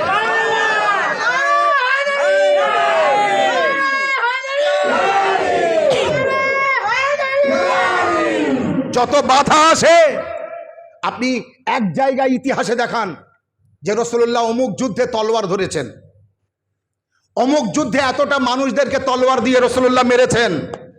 যত তলোয়ার চালিয়েছেন মাওলা আলী, যুদ্ধ করেছেন মাওলা আলী, কিন্তু রাসূলুল্লাহ ছিলেন, যুদ্ধ করেননি, রাসূলুল্লাহ কাউকে মারেননি। অর্থাৎ রাসূলুল্লাহ চলেছেন, রাসূলুল্লাহ চলেছেন, ইসলাম প্রচার করেছেন, ইসলাম প্রচার করেছেন, কিন্তু অরিজিনাল ইসলামের মদত যিনি করেছেন তিনি হলেন মাওলা আলী মুশকিল কোশা, তিনি হলেন শেরে খোদা। এই জন্যই তো তিনি ওয়াদা করলেন, কেউ না থাক আমি থাকবো, কেউ সাহায্য না করুক আমি করব। তাই যতদিন যতদিন হযরতে আবু তালিব আলাইহিস সালাম বেঁচে ছিলেন রাসূলুল্লাহর ঘর কেউ ঘিরতে পারেনি। হযরত আবু তালিব আলাইহিস সালামের ইন্তেকালের পর তো রাসূলুল্লাহর ঘর ঘিরে ফেলছে। সরকারে আবু তালিব জিন্দাবাদ। সরকারে আবু তালিব জিন্দাবাদ সরকারে আবু তালিব জিন্দাবাদ। এই জন্যে এক ধরনের ইসলাম বিরোধী লোক তারা যখনই নবী পাককে মারার চেষ্টা করেছে, তারা মারতে পারেনি। তারা এক জায়গায় মিটিং করে বলল, এই দুই বাপ ও বেটার জন্য আমরা মোহাম্মদ রাসূলুল্লাহকে মারতে পারছি না। যখনই মারতে যায়, হয় বাপ আবু তালিব এসে বাধা দেয়, না ছেলে আলী এসে বাধা দেয়। এই বাপ ও ছেলের ঈমান দেখুন। তাহলে ইসলামের যে প্রচার হয়, ইসলামের যে চর্চা হয়, এই ইসলামের প্রচারে, ইসলামের চর্চায়, ইসলামের মধ্যে থেকে আমরা যদি সেই পাঁচ পঞ্চতনের জিকির না করি, আহলে বাইতের জিকির না করি, তাহলে আমি কিসের মুসলমান? শুধু নামাজের মুসলমান? শুনুন, নামাজের উপরে আমরা অহংকার করব না, নামাজের উপর আমরা গর্ব করব না। কারণ নামাজে যদি জান্নাত দেয়, সর্বপ্রথম জান্নাত ইবলিসকে দিতে হবে। ইবলিসের থেকে বেশি কেউ নামাজ পড়েছে? অতএব জান্নাতে যাবার জন্য নামাজের প্রয়োজন, কিন্তু ওই নামাজ প্রয়োজন যে নামাজের ভিতরে আহলে বায়াত থাকে। যে নামাজের মধ্যে আহলে বায়াত নেই, ও নামাজ বেকার। তাই যত পারেন নামাজ পড়ুন, যত পারেন নামাজ পড়ুন, আল্লাহ আপনার নামাজ কবুল করুক, কিন্তু আহলে বায়াত থাকা দরকার। আমারও আপনার প্রিয় নবী নামাজ পড়ছিলেন। নামাজ, ছোট্ট হুসাইন দৌড়াতে দৌড়াতে এসে রাসূলুল্লাহর নানা রাসূলুল্লাহর পিঠের উপরে যেয়ে বসলেন। রাসূলুল্লাহ আর সেজদা থেকে মাথা তোলেন না, আর সেজদা থেকে মাথা তোলেন না। আমি বলবো, ইয়া রাসূলুল্লাহ, আপনি তো শেষ নবী, আপনি তো আল্লাহর নবী, আপনি আখেরি নবী, আপনি তাজেদারে মদিনা, আদমের নবী আপনি, নূহের নবী আপনি, ইব্রাহিমের নবী আপনি, মুসার নবী আপনি, ঈসার নবী আপনি। নামাজ পড়ছেন আপনি, সাহাবায়ে কেরামরা পিছনে নামাজ পড়ছে, আপনার পিঠের উপরে ছোট্ট হুসাইন এসে বসেছে, আপনি হুসাইনকে নামিয়ে দেন, আপনি হুসাইনকে নামিয়ে দেন। কিন্তু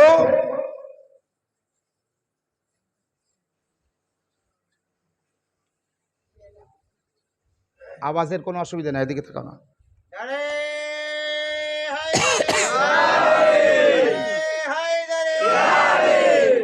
কিন্তু ইয়া রাসূলুল্লাহ, আপনি হুসাইনকে নামিয়ে দেন, আপনি নামাজ পড়তে থাকুন, এদিকে এদিকে করলে হবে না, আমার সামনে ডিস্টার্ব করলে হবে না। ইয়া রাসূলুল্লাহ, আপনি হুসাইন, আওয়াজ যাই হোক আমরা শুনতে পেলে হবে। ইয়া রাসূলুল্লাহ, আর যদি এই বক্সে ফ্যানের জন্য হয়তো ফ্যান বন্ধ করে দাও, থেকে ফ্যান বন্ধ করে দিলে যদি হয়তো বা হবে। ইয়া রাসূলুল্লাহ, আপনি নামাজ পড়ছেন, আর হোসাইন যেহেতু পিঠের উপরে এসে বসেছে, বাস ঠিক আছে, হোসাইন পিঠের উপরে এসে বসেছে, তো আপনি হোসাইনকে নামিয়ে দেন পিঠের উপর থেকে। কিন্তু আপনি সেজদা কেন লম্বা করছেন? সুবহানা রাব্বিয়াল আলা ওয়া বিহামদি কেন লম্বা হচ্ছে? এত কেন দেরি করছেন? কিন্তু আল্লাহর নবী নামাজ পড়ে যাচ্ছেন, নামাজ পড়ে যাচ্ছেন, নামাজ পড়ে যাচ্ছেন। আচ্ছা বলুন তো, ইমাম সাহেব প্রতিদিন যেভাবে সেজদা করেন, কোনোদিন হঠাৎ করে ইমাম সাহেব সেজদা লম্বা করলে পিছনের লোক মাথা উঁচু করে দেখবে না? কি হলো ইমাম সাহেবের?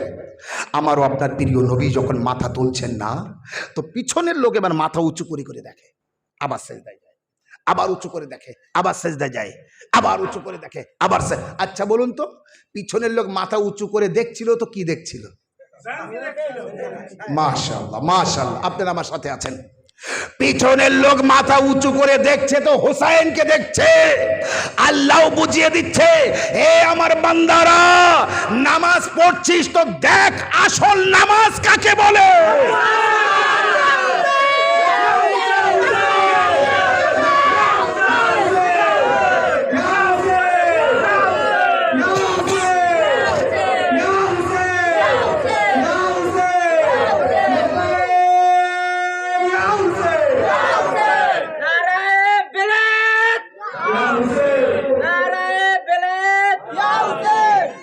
নারায়ে বেলায়েত আলিয়ান ওলিউল্লাহ। ঠিক আছে, আল্লাহ বলছে কে আমার নামাজিরা বান্দারা, নামাজ তো পড়ছিস তো আসল নামাজ কাকে বলে একটু দেখে নে, দেখে নে। এরা মাথা উঁচু করে ইমাম হুসাইন পাককে দেখেছিল, এদের নামাজ ভেঙে গিয়েছিল? এদের নামাজ ভাঙেনি। রুকুর হালাতে আমারও আপনার মাওলা যে আংটি খুলে দিয়েছিলেন, আর এটাই হলো জাকাত, নামাজ বাতিল হয়ে গিয়েছিল। আর এর কারণে আয়াত এসেছিল না, আসেনি? ওই আয়াতের নামই কিন্তু বেলায়াত, ওই আয়াতের নামই আয়াতে ফেলায়াত। ইন্নামা বিসমিল্লাহির রহমানির রহিম ইন্নামা ওয়ালিকুমুল্লাহু ওয়া রাসূলুহু ওয়াল্লাযীনা আমানুল্লাযীনা ইউকিমুনাস সালাতা ওয়া ইউতুনাজ যাকাত ওয়া হুম রাকিউন। আল্লাহ তোমাদের ওলি, রসুল তোমাদের ওলি, আর ওই ব্যক্তি ওলি যে রুকুর হালাতে যাকাত দেয়।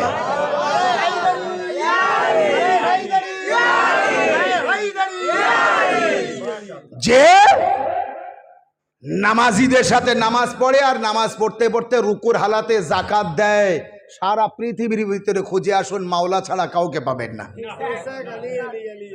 মাওলা আলী ছাড়া কাউকে পাবেন না। এই কারণেই তো মাওলা আলী আলাইহিস সালাম রুকুর হালাতে যে আংটি দিয়েছেন, এদিকে মাওলা আলী আংটি দিয়েছে, ওদিকে আল্লাহ জিবরাইলকে পাঠিয়েছে, যা আয়াত নিয়ে যা, যা আয়াত নিয়ে যা।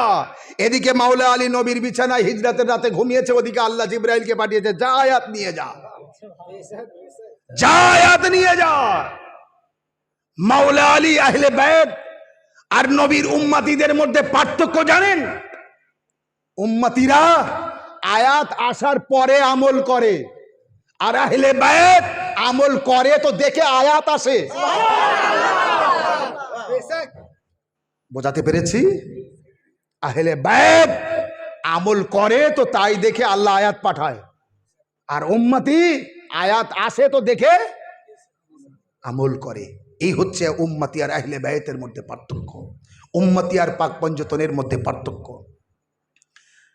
যখন আমি আহলে বাইতকে বুঝবো, যখন আমি আহলে বাইত আলাইহিস সালামকে ভালোবাসবো, যখন আমি ইমাম হুসাইন আলাইহিস সালামকে জানবো, মানবো, ভালোবাসবো, তখন কিন্তু পঞ্জতনের মারিফাত আমার ভিতরে আসবে।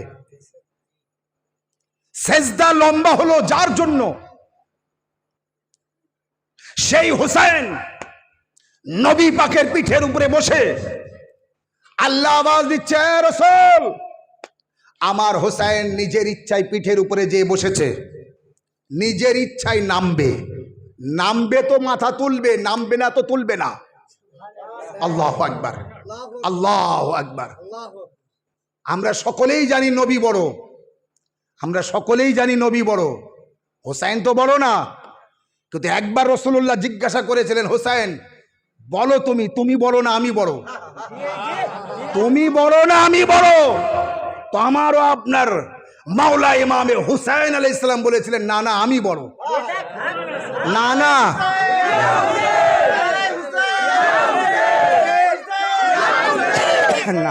নানার নাতির ব্যাপার না, এটা আমরা বলতে পারি না, কিন্তু হুসাইন বলতে পারে, হুসাইন বলতে পারে। কবরে যখনই কারো জিজ্ঞাসা করা হবে, মান নবীকা, তোর নবীকে, তো সবাই বলবে আমার নবী অমুক। আদম আলাইহিস সালামের উম্মতি আদমের নাম নেবে, নূহের উম্মতি নূহের নাম নেবে, আখির নবীর উম্মতি আখির নবীর নাম নেবে। কেউ বলতে পারে কি আমার আব্বা, আমার বাপ, কিন্তু যদি বলে মা ফাতেমা জাহরা বলতে পারবেন। আল্লাহু আকবার। এই হিম্মত কারণে তো যখনই বললেন হুসাইন বলো, তুমি বড় না আমি বড়, তো বললেন না না, আপনি আপনার দিক দিয়ে আপনি বড়, আপনার থেকে বড় আর কেউ নেই, কিন্তু আমি একটু বলছি শুনুন তো। বলে হ্যাঁ বলো হুসাইন। বলে আপনি বড় না আমি বড়, আপনি জিজ্ঞাসা করেছেন তো শুনুন, আমার মতো বড় কেউ নেই, আমার মতো বড় কেউ নেই। বলে হুসাইন কিভাবে? বলে নানা বলুন তো, আমার নানার মতো নানা আপনার আছে? আমার নানার মতো নানা আপনার আছে? আমার পিতার মতো আপনার পিতা আছে? আমার মায়ের মতো আপনার মা আছে? আমার ভাইয়ের মতো আপনার ভাই আছে?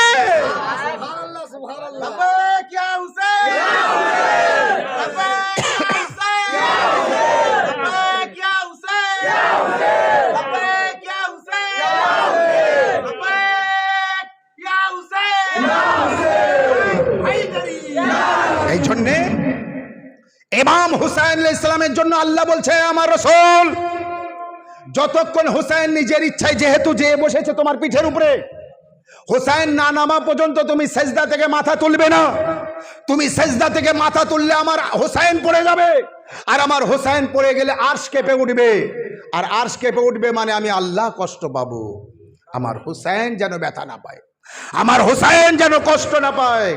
কতটা ফজিলাত হোসেনের, কতটা কেরামতি হোসেনের, কতটা গুরুত্ব হোসেনের। যার সন্তান নেই, নবী ফিরিয়েও দিয়েছে তোমার নসিবে সন্তান নেই, আর হোসেন বললেন তো আল্লাহ 7টা সন্তান দিয়েছে। রাহিবের 7টি সন্তান দিয়েছে মাওলা হোসেন।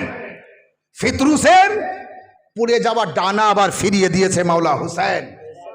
হোসেন এমনই এক মাওলা যাকে আমরা পেয়েছি, ধন্য আমরা। তিনি দুনিয়ায় এসেছেন তো আস্তে আস্তে ফিতরুসকে নাজাত দিয়েছেন, আর দুনিয়া থেকে যাচ্ছেন তো যেতে যেতে হুরকে নাজাত দিয়েছেন, হুরকে নাজাত দিয়েছেন। হোসেনকে চিনুন, মাওলা হোসেন জান্নাতের বাদশাহ। হোসেনকে চিনুন, হোসেন জান্নাতের যুবকদের বাদশাহ, জান্নাতের বৃদ্ধদের বাদশাহ না, কিন্তু হোসেন। বুখারী শরীফের মধ্যে আছে আল হাসান ওয়াল হোসেন সাইয়্যিদা শাবাবে আহলিল জান্নাহ। হাসান ও হোসেন জান্নাতের যুবকদের সরদার। কাদের? যুবকদের। তাহলে জান্নাতে বৃদ্ধরা যাবে না? বৃদ্ধরা যাবে না? যাবে, কিন্তু যখন বৃদ্ধরা যাবে হোসেনের মহব্বতে যাবেন, মহব্বত না থাকলে যাবে না। আর হোসেনের মহব্বত হার বৃদ্ধকে যুবক বানিয়ে দেয়। মাওলা হোসেনের মহব্বত হার বৃদ্ধ যুবক হবে, কারণ হোসেন যুবকদের বাদশাহ। ক্বালান নবী, যখন নবী বলেছেন তো যুবকদের বাদশাহ তিনি, বৃদ্ধদের না। আর বৃদ্ধরাও জান্নাতে যাবে, কিন্তু তারা যুবক হয়ে যাবে। যেমন মৃত্যুর পরে সব ভাষার মানুষদের আরবি ভাষা হবে, সবার ভাষা কি হবে? আরবি ভাষা হবে। ঠিক জান্নাতে যারা যাবে, জান্নাতে যাওয়ার সময় সবাই যুবক হয়ে যাবে। তো জান্নাতের যুবকদের সরদার ইমাম হুসাইন আলাইহিস সালাম। ইমাম হুসাইন আলাইহিস সালামের ভালোবাসা, মহব্বতকারীরা, হুসাইনিরা যখন মাতম করে, বুকে হাত মারে, এটা দুঃখ প্রকাশ করার একটি ভঙ্গি। বুকে হাত মারে আর বলে ইয়া হুসাইন, ইয়া হুসাইন, ইয়া হুসাইন। তাই এক জায়গায় রাস্তার ধারে মাতম হচ্ছিল, আর একটা ইতিহাস আছে, কিতাবের নাম কওকাবে দুররি, তার মধ্যে আছে কি একটা হিন্দু ভাই মারা যায়, তাকে শ্মশানে নিয়ে যাওয়া হয়, পোড়ানো হয়। তার শরীরে সব অঙ্গ পুড়িয়েছিল, বুক পুড়িনি। সব অঙ্গ পুড়িয়েছিল, বুক পুড়িনি। আবার ঘি, ডালডা, কাঠ, এটা সেটা দেওয়া হয় পোড়ানোর জন্য, সব পুড়িয়ে যায়, বুক পুড়ে না। 3 বার ট্রাই করা হয়, বুক পুড়ে না।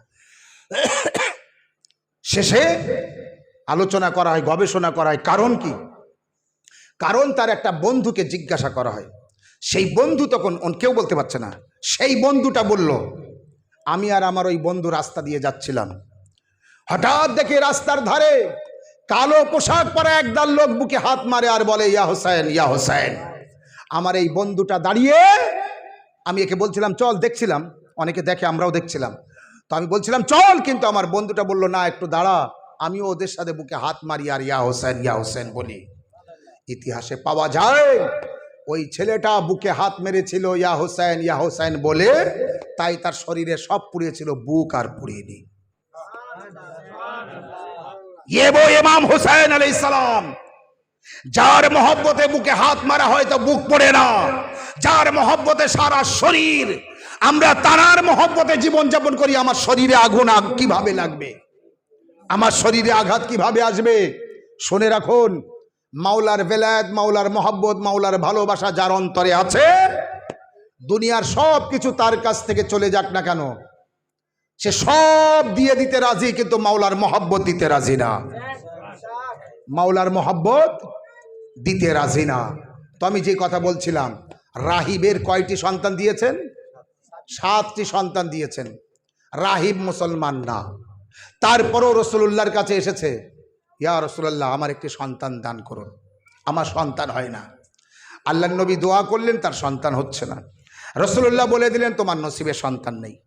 কিন্তু পরে যখন সে চলে যাচ্ছে, না পাকা ছাড়তে হবে না, যখন সে চলে যাচ্ছে, ছোট্ট ইমাম হুসাইন আলাইহিস সালাম খেলতে খেলতে আসছিলেন, দেখে তার মুখটা কালো। ইমাম হুসাইন আলাইহিস সালাম বললেন, তোমার মুখ কালো কেন? বলে, আমি রাহমাতুল লিল আলামিনের দরবার থেকে খালি হাতে ফিরে যাচ্ছি। তখন যখন বলে রাহমাতুল লিল আলামিনের দরবার থেকে খালি হাতে ফিরে যাচ্ছি, আল্লাহর নবী তখন হুসাইনকে বললেন, হুসাইন জিজ্ঞাসা করলেন, হুসাইন আমার দিকে তাকান, হুসাইন জিজ্ঞাসা করলেন, আমি কিন্তু শেষ করব কথা বললে। হুসাইন তখন জিজ্ঞাসা করে, না না, এ ব্যক্তি কেন খালি হাতে ফিরে যাচ্ছে? আল্লাহ নবী বললেন, ঘটনাই এ সন্তানের জন্য এসেছিল। আল্লাহ বলছেন নসিবে সন্তান নেই। ইমাম হুসাইন, ছোট্ট হুসাইন বললেন, না না, দোয়া করে দাও, এর সন্তান হবে। আল্লাহ নবী বললেন, আল্লাহ বলেছেন নসিবে সন্তান নেই। ছোট্ট হুসাইন হঠাৎ করে বলে দিলেন, না না, আমি রাহিবকে একটি সন্তান দিয়ে দিলাম। রাসূলুল্লাহ বলছে, হুসাইন এর নসিবে সন্তান নেই। হুসাইন বললেন, না না, রাহিবকে 2টি সন্তান দিয়ে দিলাম। রাসূলুল্লাহ বলছে, হুসাইন রাহিবের নসিবে সন্তান নেই। হুসাইন বলছে, রাহিবকে আমি 3টে সন্তান দিয়ে দিলাম। রাসূলুল্লাহ বলছে, রাহিবের সন্তান নেই। বলছে, আমি 4টে দিয়ে দিলাম। রাসূলুল্লাহ বলছে, রাহিবের সন্তান নেই। হুসাইন বলছে, আমি 5টি সন্তান দিয়ে দিলাম, 6টি সন্তান দিয়ে দিলাম, 7টি সন্তান দিয়ে দিলাম। ফানা জালা জিবরাইল, ওই মুহূর্তে আল্লাহ জিবরাইলকে পাঠালো। আর জিবরাইলকে পাঠালো আল্লাহ, আর বলছে, হে জিবরাইল যাও আর আমার নবীর মুখ বন্ধ করতে বলো, আমার নবীর মুখ বন্ধ করতে বলো, আমার নবী যেন আর মানা না করে। নবী যতবার মানা করবে হুসাইন ততবার বলবে, আর হুসাইন যতবার সন্তান দেবে আমি আল্লাহ তত হুসাইনকে সন্তান দেব।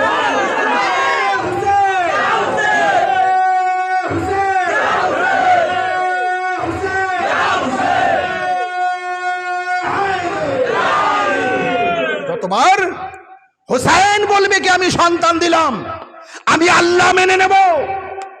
এ আমার হাবিব, রাহিবের নসিবে সন্তান ছিল না, রাহিবের নসিবে সন্তান ছিল না, কিন্তু আমি আল্লাহ আমার কাছেও কম নেই, আমার কাছে কম নেই।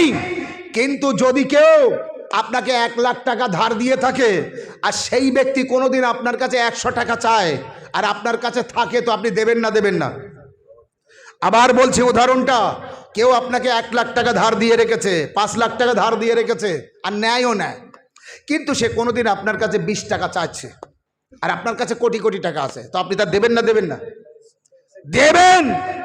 কিন্তু ওই ব্যক্তি যদি আপনার কাছে চায়, যে ব্যক্তিকে দিচ্ছে ধারটা নিয়ে আপনার কাছ থেকে 20 টাকা নিয়ে যাকে দেবে, সেই ব্যক্তিকে আপনি চেনেন না, তার সাথে আপনার কোনো সম্পর্ক নেই, সে চাবে আপনি দেবেন না, আর আমি চাবো আপনি দেবেন, আমি নিয়ে তাকে দিয়ে দিলাম, কারণ আমি আপনাকে 1 লাখ টাকা দিয়ে রেখেছি, আজ 100 টাকা চাচ্ছি। আল্লাহ বলছে কি, আমি আমার আদম থেকে নিয়ে আখেরি নবী পর্যন্ত সমস্ত নবীকে বলেছিলাম, আমার ইসলাম খাতরায় যাবে, আমার ইসলাম বিপদের সম্মুখীন হবে। ইসলামকে ধ্বংস করার জন্য সন 61 হিজরিতে ইয়াজিদ নামক এক ব্যক্তি ঝড় ও তুফান তুলবে, আর সেই তার ঝড় ও তুফান থেকে ইসলামকে বাঁচানোর জন্য 72 কুরবানি দিতে হবে। আদম তুমি পারবে? আদম বলেছিল, আমার হাবিল কাবিলের ঝগড়া থামাতে পারবো না, আমি 72 কোথার থেকে দেবো। এ নূহ তুমি পারবে? তো নূহ বলেছিল, আমার ছেলে আর আমার স্ত্রী তাই আমার কথা শুনবে না, নৌকায় উঠবে না, আমি কোথার থেকে কি করব। হে ইব্রাহিম তুমি পারবে? তো ইব্রাহিম বলছে কি, আমার তাই নমরুদ কখনো আগুনে ফেলবে, কোথায় কোথায় নিয়ে যাবে, আমি কি করব। মুসা তুমি পারবে? তো বলে, আমাকে তাই ফেরাউন তাড়িয়ে তাড়িয়ে বেড়াবে, কখনো নীল দরিয়ায়, কখনো কোথায়। কোন নবী যখন পারছে না, তখন ইমাম হোসেন আলাইহিস সালামের রূহ আগে গেল। আল্লাহ 72 জনের আমি ইসলামকে বাঁচাবো। আল্লাহ তখন বলছে, ইসলামকে বাঁচাতে কিন্তু 1টা না 2টো না 72 কোরবানি দিতে হবে। হোসাইন বলছে, আমি রাজি আছি। হোসাইন বলছে, আমি রাজি আছি। হোসাইন শুধু রাজি থাকলে হবে না, 72 জনের গলা দিতে হবে। হোসাইন বললেন, আমি রাজি আছি। আল্লাহ যা যা চেয়েছে হোসাইন তাই তাই দিয়েছে। আল্লাহ যা যা চেয়েছে হোসাইন তাতে তাতে রাজি হয়েছে। আল্লাহ সেই দিন বলেছে, হোসাইন তোমার সব দিয়ে যখন আমাকে বাঁচিয়েছো, আমারও সব দিয়ে তোমার জিকিরকে বাঁচাবো।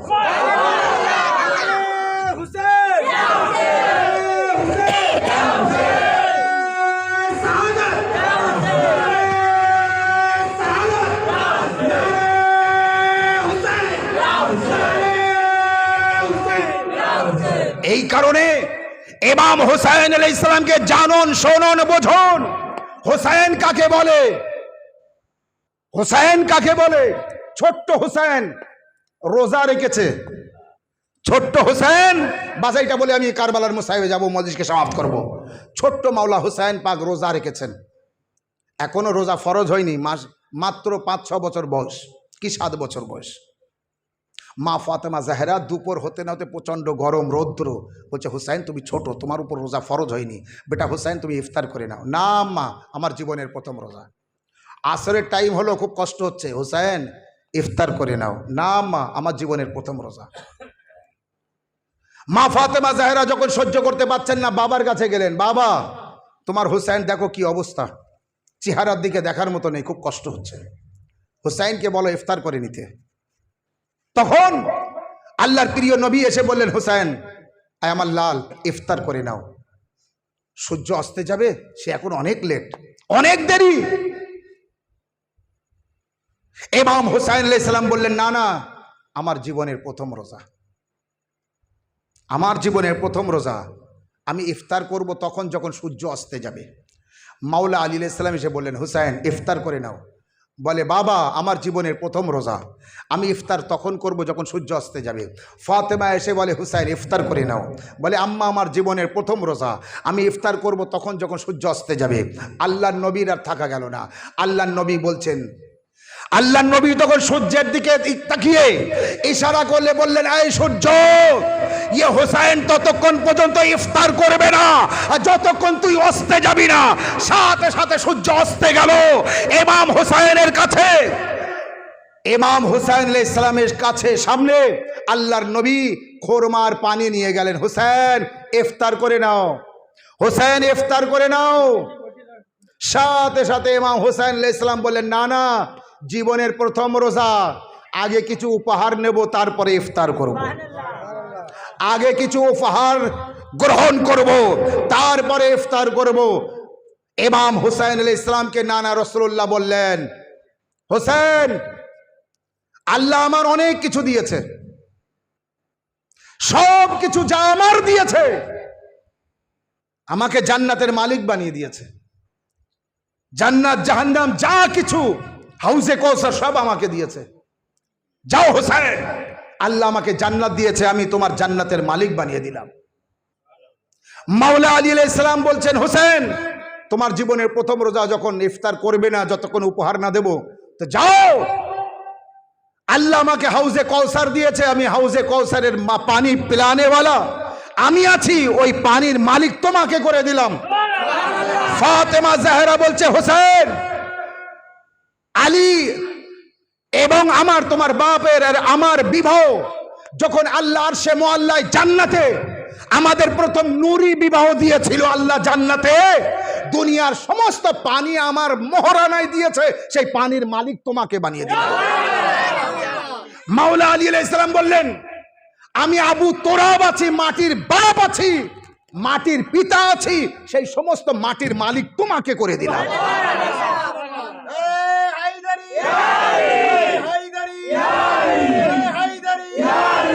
রাসূলুল্লাহ বলছেন, হুসাইন ये জান্নাত জাহান্নাম আসমান জমিন কিছুই আল্লাহ সৃষ্টি করতো না আমাকে না করলে, এ সব আমার কারণে করেছে, আমি সব তোমাকে দিয়ে দিলাম। জিবরাইল বলছে এসে, হে আল্লাহর নবী শুধু আপনারা তোফা দেবেন, আমিও তোফা দেব। আল্লাহ যেদিন থেকে আমার সৃষ্টি করেছে সেখান থেকে এই পর্যন্ত আমার যত নেকি আছে, এ সমস্ত নেকি আমি হুসাইন এবং তার মান্নে ওয়ালাদের দিয়ে দিলাম। ওদিক থেকে আল্লাহ আওয়াজ পাঠালো, জিবরাইল আমার কথাটা বলে দাও, হুসাইন যখন জীবনের প্রথম রোজা রেখেছে আমাকে সন্তুষ্ট করেছে, তো আমার কাছে যে মার্জি, যে রাজি, যে সন্তুষ্ট আছে, আমাকে রাজি করলে জান্নাত পাবে, সেই রাজি শব্দটি আমি হুসাইনকে দিয়ে দিলাম।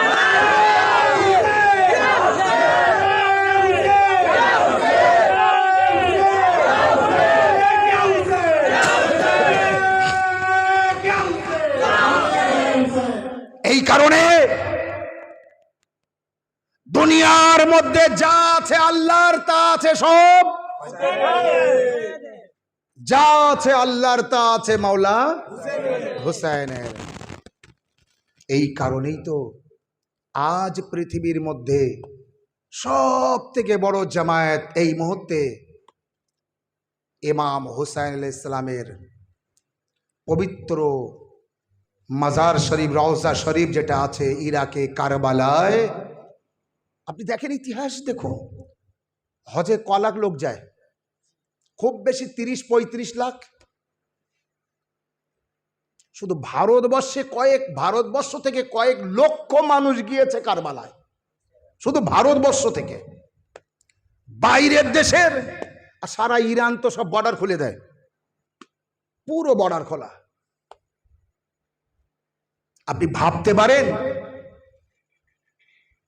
50 লাখ না, 80 লাখ না, 1 কোটি না, 1.5 কোটি না, 2 কোটি না, 2.5 কোটি না, 3 কোটি না, তার বেশি মানুষ।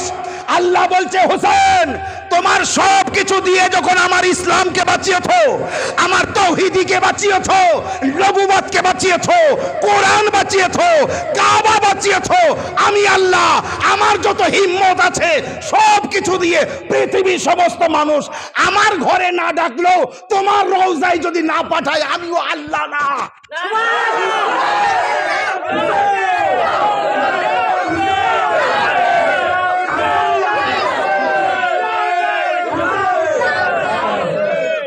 আমিও আল্লাহ না। দুনিয়ার সমস্ত মানুষকে তোমার রওজায় পাঠাবো, আর তাদের বলবো চিনে নে, বুঝে নে, জেনে নে হুসাইন কাকে বলে, হুসাইন কাকে বলে। রাসূলুল্লাহ সাল্লাল্লাহু আলাইহি সাল্লাম তিনি মেম্বারে ছিলেন, খুতবা দিচ্ছিলেন। ছোট্ট হুসাইন আস্তে আস্তে নানার কাছে আসছিলেন, পড়ে গিয়েছেন। রাসূলুল্লাহ মেম্বার ছেড়ে নেমে, খুতবা বন্ধ করে মেম্বার থেকে নেমে নিচে যেয়ে ছোট্ট হুসাইনকে তুলে মেম্বারে এনে দুটো হাতে উঁচু করে বললেন, আইয়ুহান নাস হাযা হুসাইন ফাআরিফুহু। হে মানব সকল, এই আমার হুসাইন আছে, একে তোমরা চিনে নাও। আমি বলবো, ইয়া রাসূলুল্লাহ, আপনার উম্মতি ওরা আপনার নাতিকে চেনে না? চেনে তো সবাই, জানে তো সবাই, আপনি কেন চেনাচ্ছেন? আবার জানেন কেন চেনাচ্ছেন? রাসূলুল্লাহ বলতে চাইছেন, আমার হুসাইনকে সবাই চেনো, কিন্তু আমার হুসাইনকে চেনার মতো করে চেনো। আমার হুসাইনকে শুধু হুসাইন চেনো না, সেই কিন্তু আমার নাতি। রাসূলুল্লাহ রাস্তা দিয়ে যাচ্ছিলেন, একটা বাচ্চার কান্নার আওয়াজ আসে একটা ঘর থেকে। আল্লাহর নবী সেখানে দাঁড়ালেন। দাঁড়ানোর পরে সাহাবীদের বললেন, এই বাড়িতে যাও, বাড়িওয়ালাদের বলো যে বাচ্চাটা কাঁদছে, তার কান্নাটা থামাতে, সে যেন আর না কাঁদে।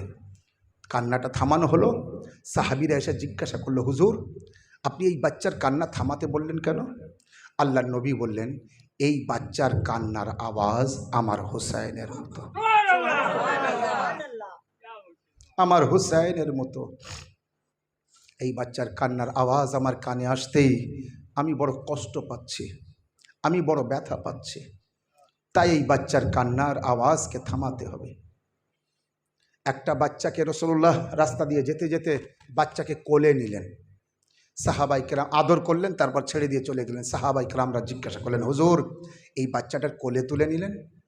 বলে, এই কারণে আমি দেখেছিলাম একদিন সব বাচ্চারা খেলা করছিল, তার ভিতরে আমার হুসাইনের সাথে, বলে তার ভিতরে এই বাচ্চাটা আমার হুসাইন যেভাবে হেঁটে যাচ্ছিল, তার পায়ের নিচের ধুলো তুলে এ নিজের চোখে লাগাচ্ছিল, নিজের মুখে লাগাচ্ছিল।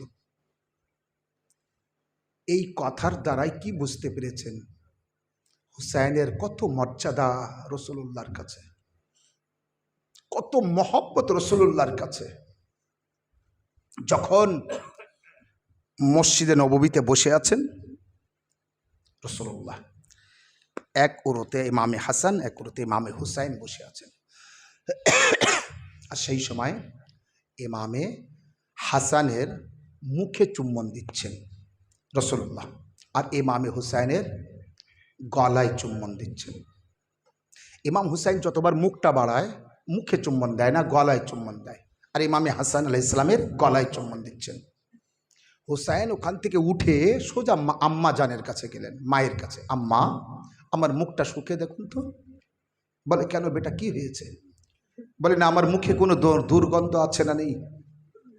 তখন জিজ্ঞাসা যখন করলেন তখন বললেন, কেন বেটা হুসাইন, কি হয়েছে বলো? তখন ইমাম হুসাইন আলাইহিস সালাম বললেন, আম্মা, আমি আর ভাইয়া নানার কাছে ছিলাম। নানা আমার ভাই হাসানের মুখে চুম্বন দিচ্ছে, কিন্তু আমার মুখে চুম্বন দিচ্ছে না, আমার গলায় চুম্বন দিচ্ছে। আম্মা একবার বলো তো বিষয়টা কি? ফাতেমা জাহরা ইমাম হুসাইনকে নিয়ে সোজা মসজিদে গেলেন। সাহাবাই কেরামরা মসজিদের বাইরে চলে গেলেন, কারণ ফাতেমা এসছে, সবাই আদবের জন্যে চলে গেলেন। রসুল্লাহ উঠে দাঁড়ালেন, ফাতেমাকে থেকে উঠে দাঁড়াতেন, উঠে দাঁড়ালেন। দাঁড়ানোর পরে বললেন, ফাতেমা তোমার এই অবস্থায় আসা আর হুসাইনকে নিয়ে? বলে, বাবা আমার হুসাইনকে কে কাঁদিয়েছে? আমার হুসাইনের চোখে পানি কেন? আল্লাহ নবী বললেন, ফাতেমা আমি কাঁদাইনি। হ্যাঁ আজাদারও আমার ভাইরা যারা আমার সামনে বসে আছেন, মা বোনেরা যে যেখানে আছেন, এই কারবালার দুঃখের কথা যখন পড়া হবে তখন আপনাকে কাঁদতে হবে। আপনি কাঁদবেন, কেন কাঁদবেন? মা ফাতেমা জাহরা বলেছেন কাঁদার জন্য। এই যে ভাইরা কাঁদছে এইভাবে আওয়াজ দিয়ে কাঁদতে হবে। বা শুনে রাখুন, দলিলটা আমি আপনাকে দিচ্ছি। এবার ফাতেমা জাহরা বললেন, বাবা আমার হুসাইনের কে কাঁদিয়েছে? বলে, আমি কাঁদাইনি। বলে, কে কাঁদিয়েছে? বলে, আল্লাহ কাঁদিয়েছে। বলে, ফাতেমা শুনবে তুমি? বলে, হ্যাঁ বাবা, আমার হাসানের কেন মুখে চুম্বন দিচ্ছ? আমার হুসাইনের মুখে কেন চুম্বন দিচ্ছ না? আমার হুসাইনের গলায় কেন চুম্বন দিচ্ছ? বলে, ফাতেমা তুমি শুনলে সহ্য করতে পারবে না। ফাতেমা জাহরা বললেন, হ্যাঁ বাবা বলুন, আমি সহ্য করব।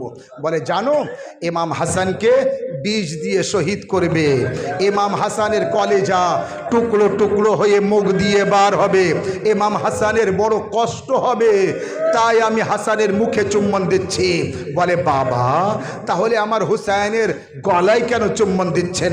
বলে, এই জন্য তোমার হুসাইনের 3 দিনের ভুক ও পিপাসায় রেখে ভোতা খঞ্জর দিয়ে কারবালায় হুসাইনের গলায় সীমার খঞ্জর চালাবে, হুসাইনের বড় কষ্ট হবে, তাই আমি হুসাইনের গলায় চুম্বন দিচ্ছি।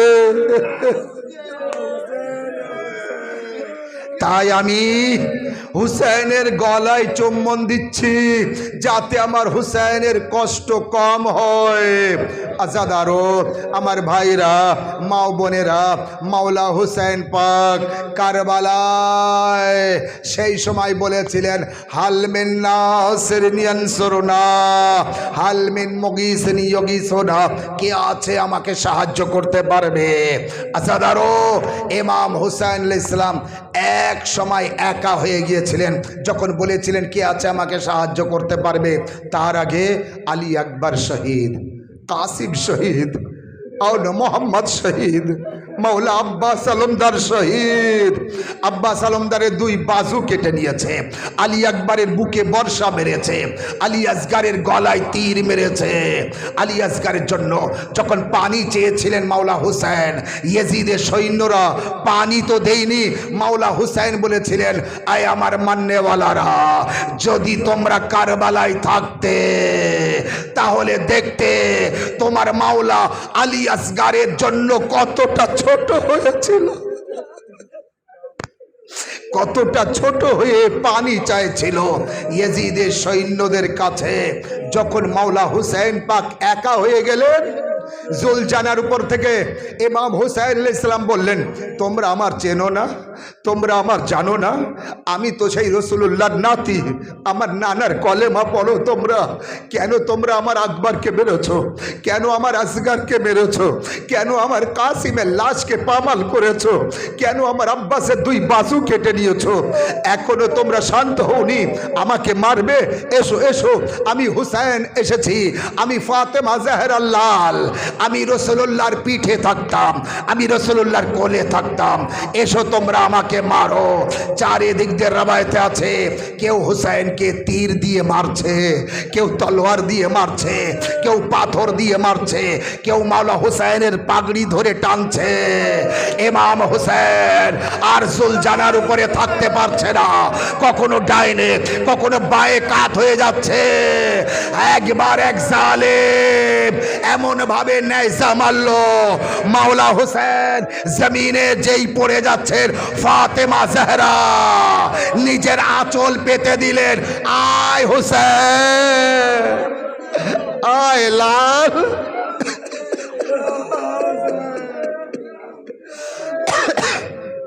আয় আয় হুসেন, আয় আমার কোলে আয়, বড় কষ্ট করেছেন। ইমাম হুসাইন আলাইহিস সালাম যখনই কারবালার জমিনে কারবালায় পড়ে গিয়েছিলেন, আখেরি সেজদা করছিলেন, এমন সময় শিমরে মালুন ধারালা খঞ্জর পাথরে মারতে মারতে আসে, যাতে ধার কমে যায় আর হুসাইনকে কষ্ট দিয়ে মারা যায়। ইমাম হুসাইন আলাইহিস সালাম আসাদারো ফাতেমা জাহরা বাবাকে বলেছিলেন, বাবা তুমি থাকতে আমার হুসাইনকে মারবে, আলী থাকতে আমার হুসাইনকে মারবে। রাসূলুল্লাহ বলেছিলেন, ফাতেমা সেদিন কেউ বেঁচে থাকবো না। ফাতেমা বলেছিলেন, বাবা তাহলে আমার হুসাইনের জন্য কেউ কাঁদবে না?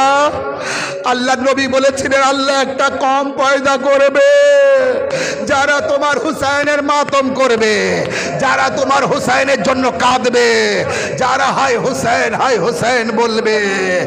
আজ রকম আল্লাহ এই সেই কম আছে, আজ রোজে আরবাইন আছে, সবে আরবাইন। আজাদারও আস্তে আস্তে বলছি, আস্তে আস্তে শুনবেন আর চোখের পানি ঝরাবেন। মা ফাতেমা জাহরা বলেছেন, যারা আমার হুসাইনের জন্য কাঁদবে আমি রুমাল নিয়ে যাব, তাদের চোখের পানি আমার রুমালে ধরে রাখবো। আজাদারও আল্লাহ আমার আপনার চোখের পানি মা জাহরার রুমালে জায়গা করে দিক। যখন মাওলা হুসাইন আলাইহিস সালামের বুকে বসে সীমার খঞ্জর চালাচ্ছে ইমাম হুসাইন, তখন শিমরে মালুনকে যখন পরে মুখতারে সাকাফি ধরেছিল আর বলেছিল, মুখতার যখন মাওলাকে মারছিলি আমার মাওলা কি বলছিল বল। মুখতার তখন বলছে তুমি তখন শিমরে মালুন বলছে, মুখতার তুমি সহ্য করতে পারবে না। মুখতার বলছে বলে শিমরে মালুন বলছে, আমি যখন হুসাইনের বুকে বসে খঞ্জর চালাচ্ছিলাম, হুসাইনের ঠোঁট হিলছিল, আমি শুনতে পাচ্ছিলাম না। কানটা আস্তে আস্তে হুসাইনের কাছে মুখের কাছে নিয়ে যায়, দেখি হুসাইনের ঠোঁট ফেটে গিয়েছে। ভুক ও পিপাসায় ক্ষুধার্ত হুসাইন, ঠোঁট ফেটে গিয়েছে, জিহ্বা ফেটে গিয়েছে।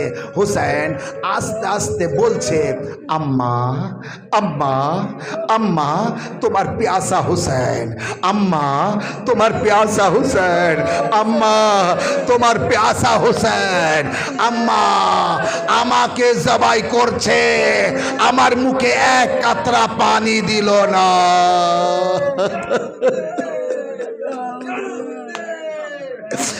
আজাদারো বা শেষ করবো কারবালার মুসাইব পড়ে ইয়েজিদের কারাগারে কাফেলাকে বন্দি করে রাখে।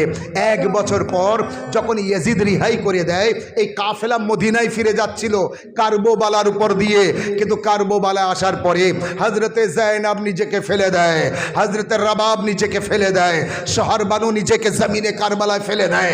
জাইনুল আবেদির ওখানে যে লাশা মোবারকের কবর করা ছিল, সব কবরে বিবিরা যায়, মাতম করে। একটি কবর দেখে, ছোট কবর বাচ্চাদের মতো। যখন শোনা হয় বলে এটি আবুল ফজল আব্বাসের কবর, বলে আব্বাস তো অনেক লম্বা, কবর এত ছোট কেন? বলে আব্বাসের লাশে ঘোড়া চালিয়ে লাশকে পামাল করে